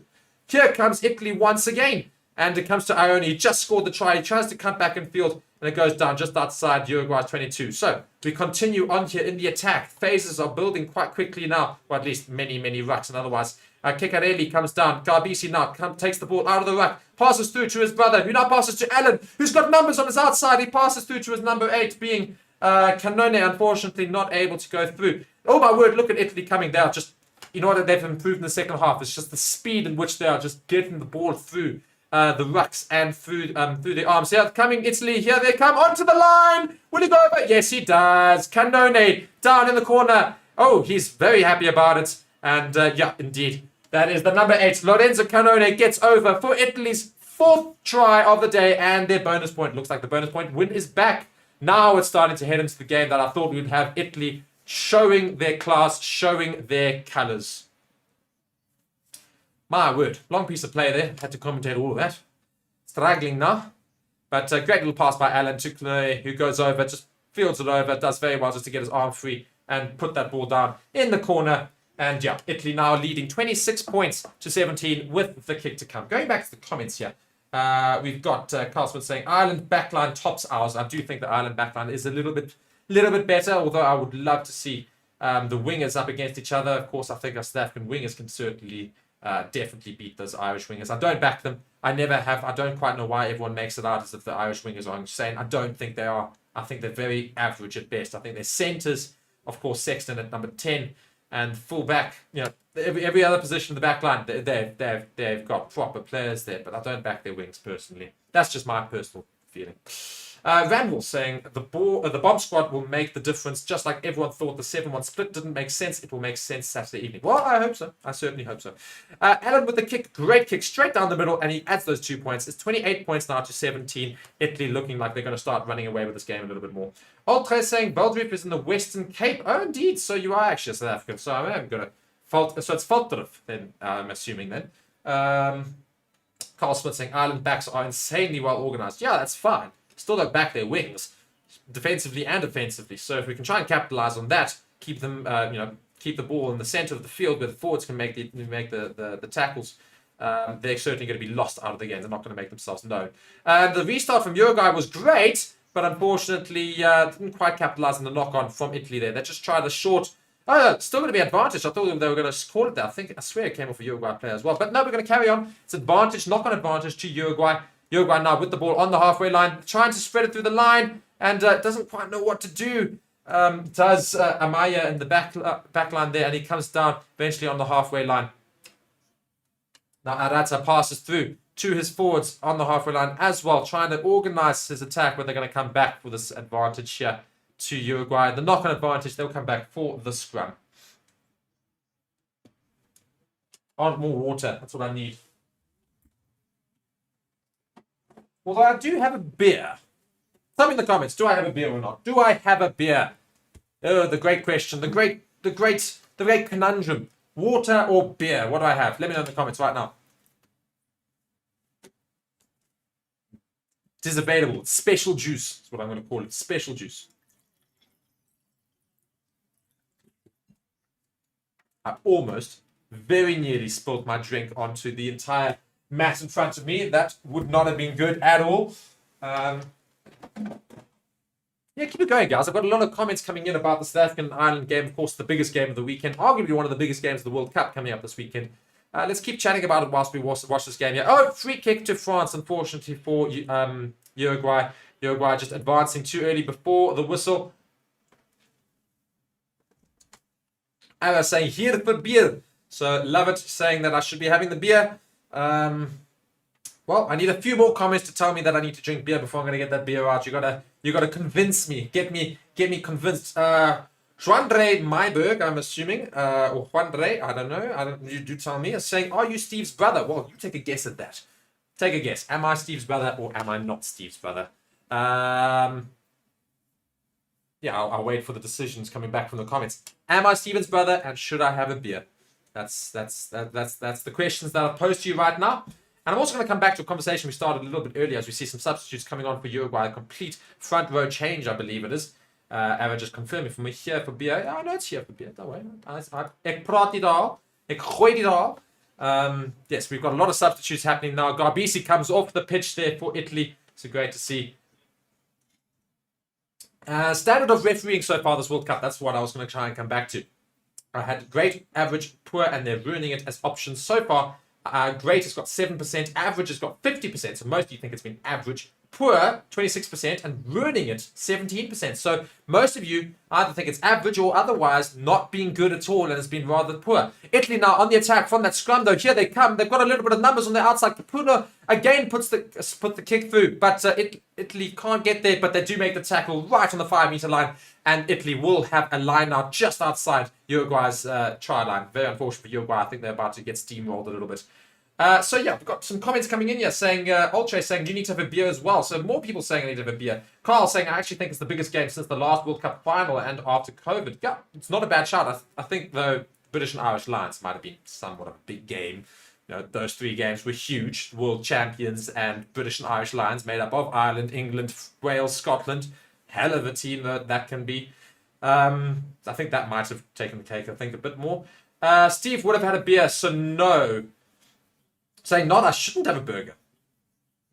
I don't know. I hope that's vodka, saying Ultra. Definitely not. I can't. I don't do vodka. I can't do it. First time streamer. Streaming in. First time here. I'm hoping you're saying that you are. Well, great to have you here if you are. The last try is a clear knock-on. I'm not so sure it's clear. His hand was on the ball still. Italy, meanwhile, on the 5-meter line after that After that line out, I'm sure they're going to score here. Uruguay struggling to deal with Italy since the half-time. Let's just see if they do score this try. Here it comes to the back line. And there you go. As easy as that. It goes over. It's Brix with the try. Juan Ignacio Brix gets the 5th try for Italy. And it's just starting to run away for Italy now. I think it's going to be about 50 points by the end of this. Uruguay are really struggling now. It's very, very unfortunate. First time streaming here on this Kiverton. Just drink the bloody beer, says Justin, and give the Manabal's younger brother. Yes, indeed, I am Stephen's younger brother. I'll get you your beer now. Let's get the beer, shall we? As Italy now start taking the game away. And it's ice cold. Nothing better. Nothing better than an ice cold beer. I'll just unravel it. There we go.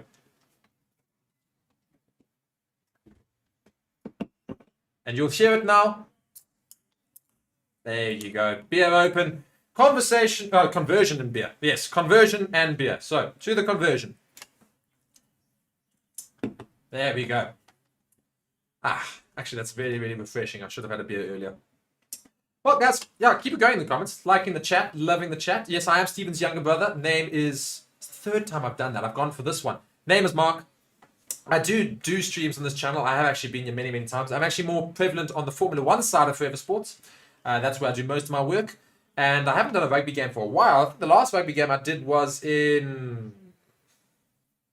maybe the lead up to the World Cup, I think it was. But prior to that was in April, actually. So, been a while. Uruguay tried their short restart again and didn't quite work for them. It's been knocked on by them, unfortunately. So, we'll come back for the scrum. It's a nice idea for them, but it didn't quite work.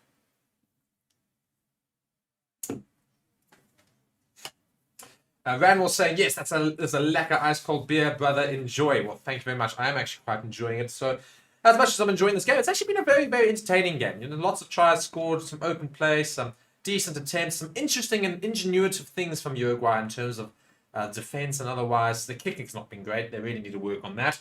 Yeah, let's see what happens there. But yeah, guys, keep it going. Also, about this the standard of refereeing in the World Cup. Let me know again. Are they ruining it? Because most of you feel like it's been average or poor, and they are ruining it. Very few of you think it's been good. Me personally, I think it's also been average. I think there's a lot of questionable decisions that have been laid up. But I think most of the red cards, to be fair, are deserved. There's a couple that are a little bit like I'm not a big English rugby fan, but I do feel like Currie's red card was harsh. It was a very harsh red card. But nonetheless. It's happened. That's so be it. Thierry Blanchard saying, Bonjour. Oh, my word, you're speaking French. I can't speak the French. I don't speak the French, but I'll try and speak the French. Says, Bonjour et arbitrage. Tu essayes non valide sacre arbitrage vidéo. Zero pro arbitrage. The so many arbitrage études. Les foot quill on file Italian in première mi-temps. Tell me how my French was, because that sounded garbage, let's be honest. But you know what? It was an attempt. That's what I tried to do. Are Uruguay tiring? Yes, they are very much tiring. I think Italy are also just finding their feet. Stephen Kirk is saying, you called it, Mark, earned that beer. Yes. Well, thank you very much. Vanwell asking here, what if Italy give New Zealand a huge upset that would work well in their favour, but then we need to win against Ireland? I do agree. We need to win against Ireland. That would be great, because then it means we would be playing against the likes of Italy. If Italy, of course, go on to somehow beat New Zealand, because they would be the ones going through. New Zealand would drop out, which is huge. Well, we've got a player down the backfield here for Uruguay. I think it is the number 9. It is Santiago Arata who's down. And they're just going to have to stop it. Uruguay were trying to have a go at them, but he's just down. He's got something in his eye, I think. Yeah, so that's unfortunately happened. Oh. This might be reviewed, you know. Oh, no, that's just his own fault. An idiot. He went into the completely, literally with his head first and just tried to go in for the ball and then just hit their head. So that's his own fault, unfortunately. Yeah, Carl Smith saying, do you think Grey College will beat Uruguay? I saw you ask that at half time, actually, saying Grey College will beat this Uruguayan side. No, I don't think so. Yes, don't get me wrong. Grey College, of course, is a breeding ground for Springbok players, and of course, is an incredible rugby school, arguably one of the best in the world.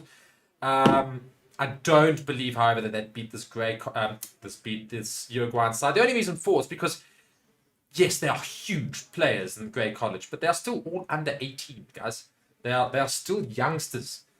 There's a full-grown men in this Uruguayan side. I promise you right now, physically, they're not going to match up the South Africans. As much as South Africans are huge, and the amounts of stuff they pump into these kids when they go into high school, I have absolutely no idea what they do. I don't see a high school side beating Uruguay for all that it is. Uruguay are playing against Italy. They're not getting thumped. Not getting quite thumped. Yes, the second half's not been great. The first half, they were all over Italy.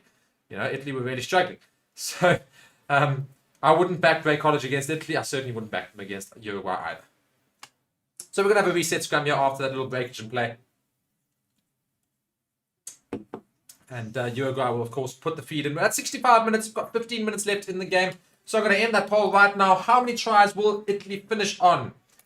That's going to be my last poll for the day. How many tries will Italy finish on? That's the great question.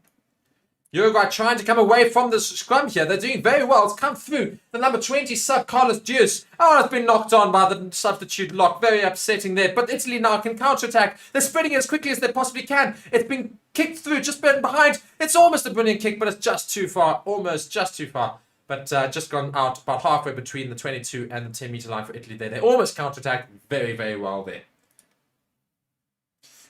Quinton Jeremy saying that head contact looked like the Premier League fake fouls. I do agree. It was very extravagant as soon as he got off it. But to be fair, I think it did probably hurt quite a lot.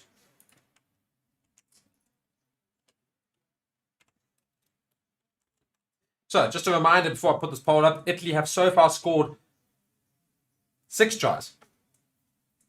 Six tries.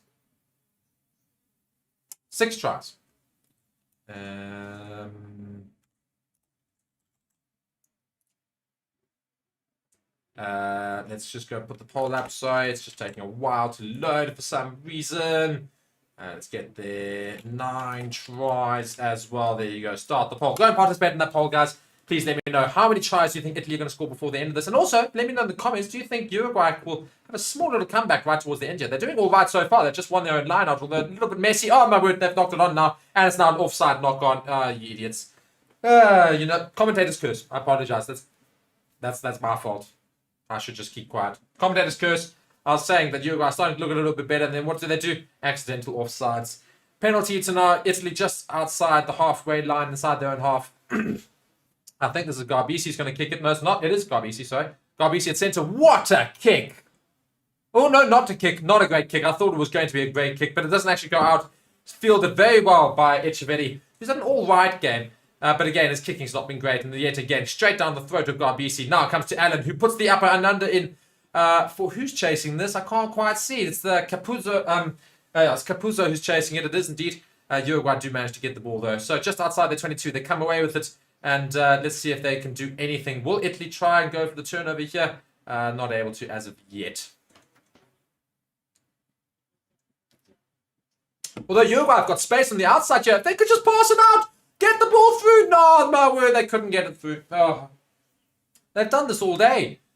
They've had the numbers, but they don't spread it quick enough. They take too long to pass. Ugh.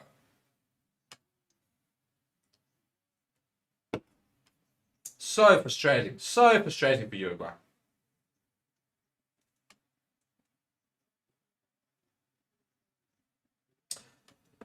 Ah, dear. Ah, dear. Uruguay thinking they could try and cause an upset today. Definitely not going to happen. Their mistakes have just really cost them. They've not passed the ball along the... Oh, my word. Speaking of mistakes, Italy there's with a big stuff up. And it comes to arguably one of my man-of-the-match contenders, although he's on the losing side, so you can't really beat. But that is being... Manuel Ardao, who's had such a good game for Uruguay, arguably one of the best games that I've seen from any Uruguayan player, and it's been stolen by Italy. Now comes forward with the substitute here. My word, he's coming forward through. Here is Paolo Adoglu, who was of course born in Italy before you go and try and claim he's not. He is actually born in Italy, so man is an Italian through and through. He's coming through here, but he's sure. Oh my word, there was quite some contact in the midfield there. My word, what a hit.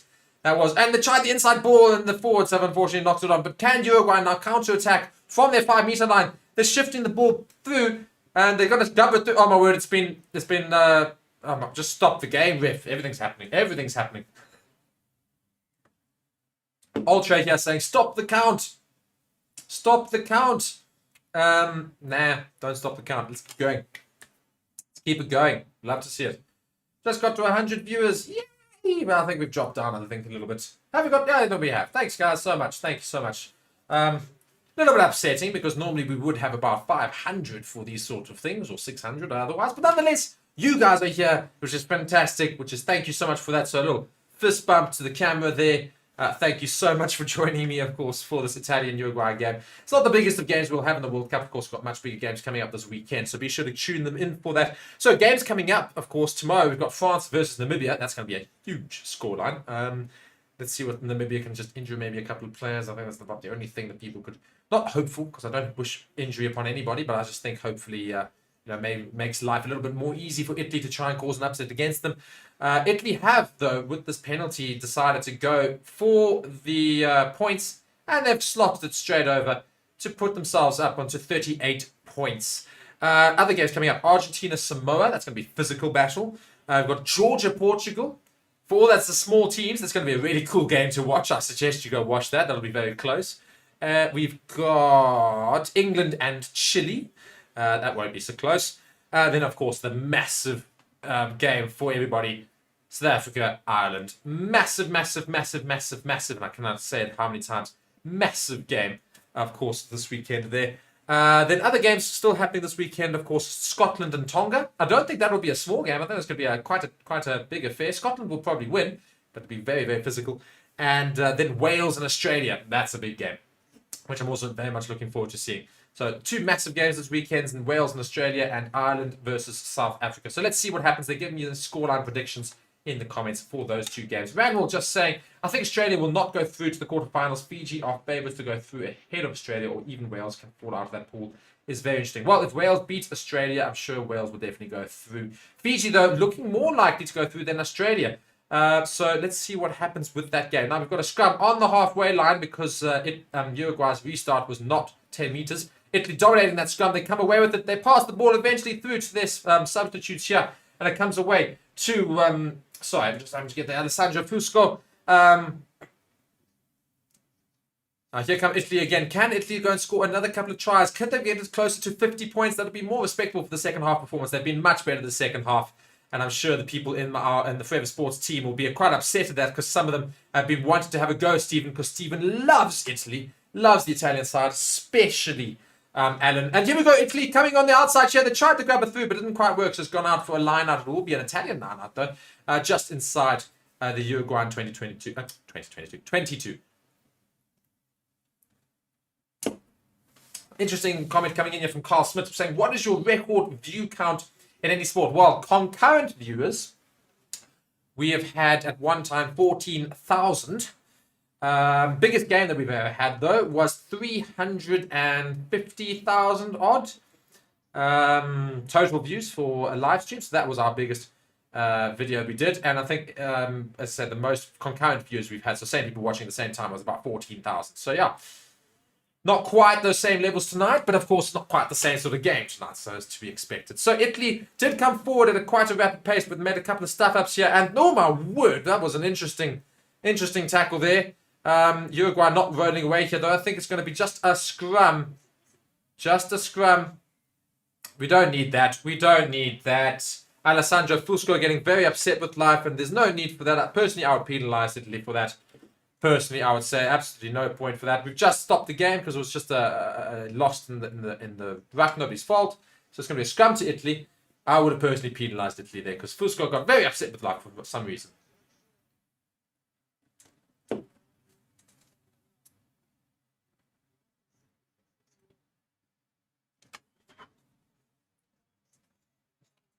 So looking at the poll that we've got up, guys, and I've asked you how many tries will Italy finish on. They currently got 6 tries to their name. And 38% of you reckon they'll only end on those 6 tries. 7 tries, so 35% of you now say that they'll score another try. 18% say they'll score another 2 tries. 12% say they'll score another 3 tries. I doubt very much they'll score another 3. Another 1 or 2, perhaps. Let's see what they can do from the scrum now. That's just got going just outside the 10-meter line. And the ref has just called for a reset scrum, even though Italy had a lot of dominance. I don't think it was quite as even as it should have been. So it'll just be a reset scrum. Simple as that. Again, guys, let me know in the comments Is this to be expected, this game result? Are we hopefully going to see Uruguay have a small little comeback right at the end here? Do you back, more to the point, Italy to do something against New Zealand and France and kick New Zealand out of the pool stages? Because that's what I'm pretty much hoping for the whole time. Yeah, it's why I'm sort of secretly hoping Italy do very well in this game and in this pool. Because quite frankly, as a South African, I'd rather see South Africa play against Italy in the quarters than South Africa play against France.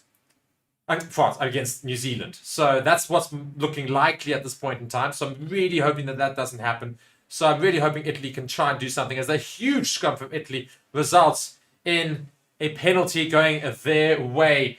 And Uruguay really are just trying to struggle with this with the scrum now. They really have struggled the second half. They did so well the first half to score those 17 points and really disrupt Italy. But Italy in the second half have been too good and they've really shown their class. Now, Gardisi is going to be kicking for the corner here. Much better kick. He didn't mess that one up. But still quite a bit away from the try line. So still quite a bit of work for Italy to do to score another try. A couple more comments coming in. Seth McFarlane saying South Africa and Scotland to go through. Ireland to choke as usual. I doubt very much that Ireland will choke. James saying this is a mad scoreline. Don't know why James is joining us. James should be in Disneyland Paris. Or Euro Disney as it is.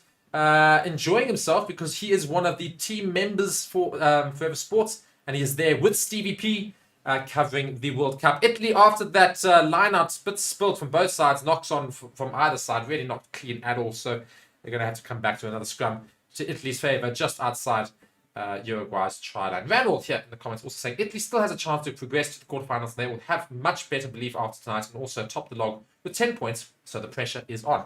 Well, I'm not sure they're going to have much more belief after tonight. They're just doing the job tonight. But I certainly think having the 10 points and being on top gives them a little bit of an encouragement going in. And then New Zealand knows they can't stuff up against Italy. They can't even allow Italy to have bonus points in the game with them. And Italy, I think, are going to try and eye, because it's going to be interesting, because if I'm fairly certain, I just want to check.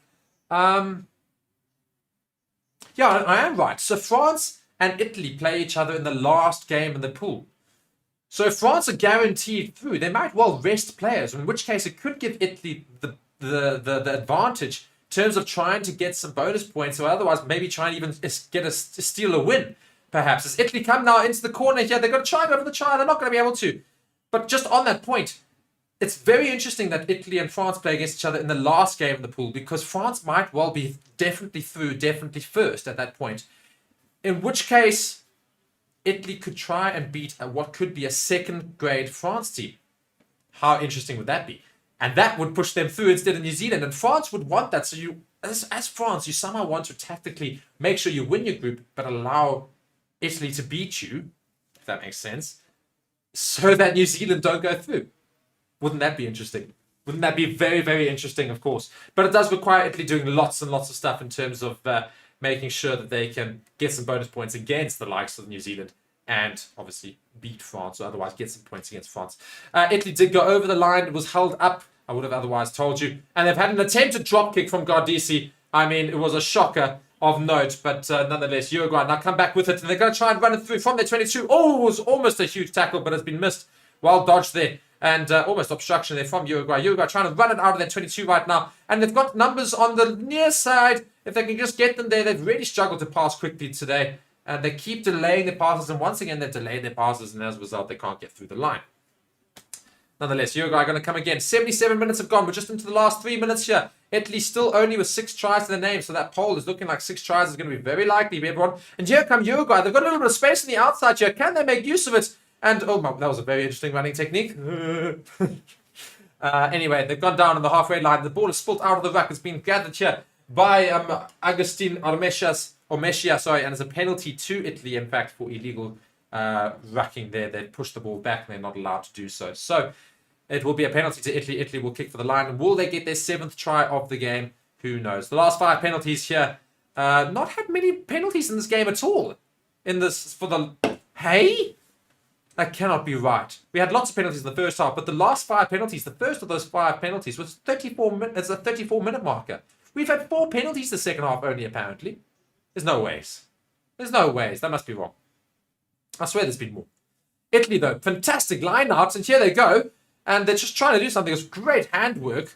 Unfortunately, it has gone down just as quickly as it's set up. So let's see if it changes a little bit. It comes to Gardisi, who passes through to the substitute forwards. And my word, look at the motor through. And Uruguay are tired. Uruguay are very tired. Here comes Italy again. Look at this backline maneuver happening here. It comes to Canuzo at the back. Capuzzo trying to go forward. Unfortunately, he should have let the ball go. Didn't let it go. And so Pani couldn't go through. And there's a penalty to Uruguay. Great steal. And they're tapped and gone very quickly here from Echeverri. Now it comes to Ardao, who's arguably one of the man of the match contenders. Uruguay trying to play some running rugby. You're doing very well, but the ball spilled out and it's been kicked forward. And oh my word, lost by Uruguay. Although they still somehow managed to hold on to it. How?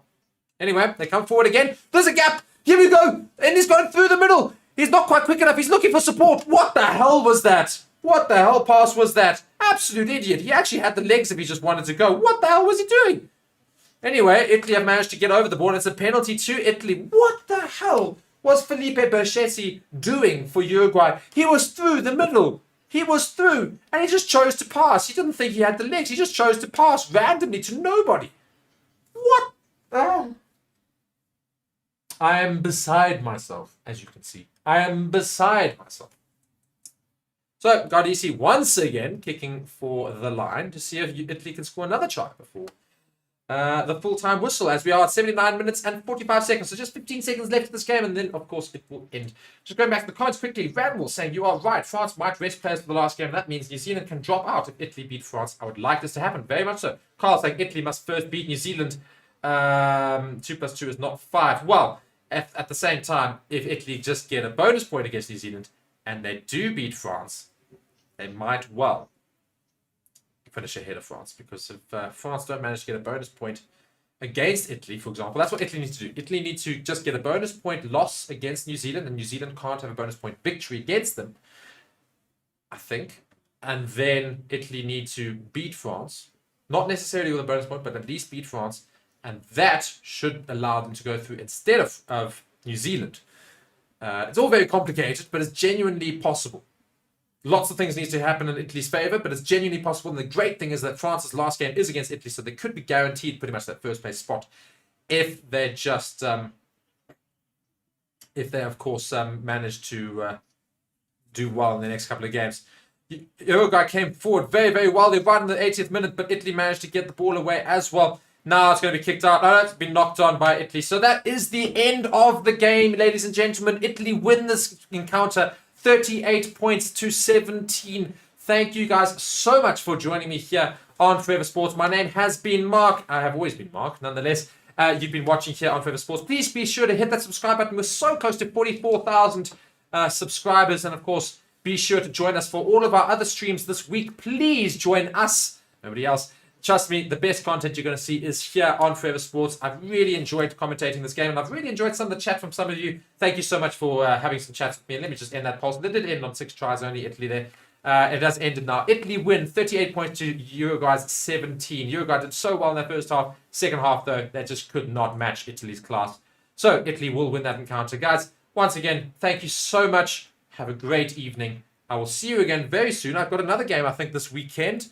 Do I? No, it's next weekend. So yeah, I will see you next weekend for another game. Although I will be part of the team for the Ireland game. I'll be commentating at halftime and before the show as well with my good friend Reza.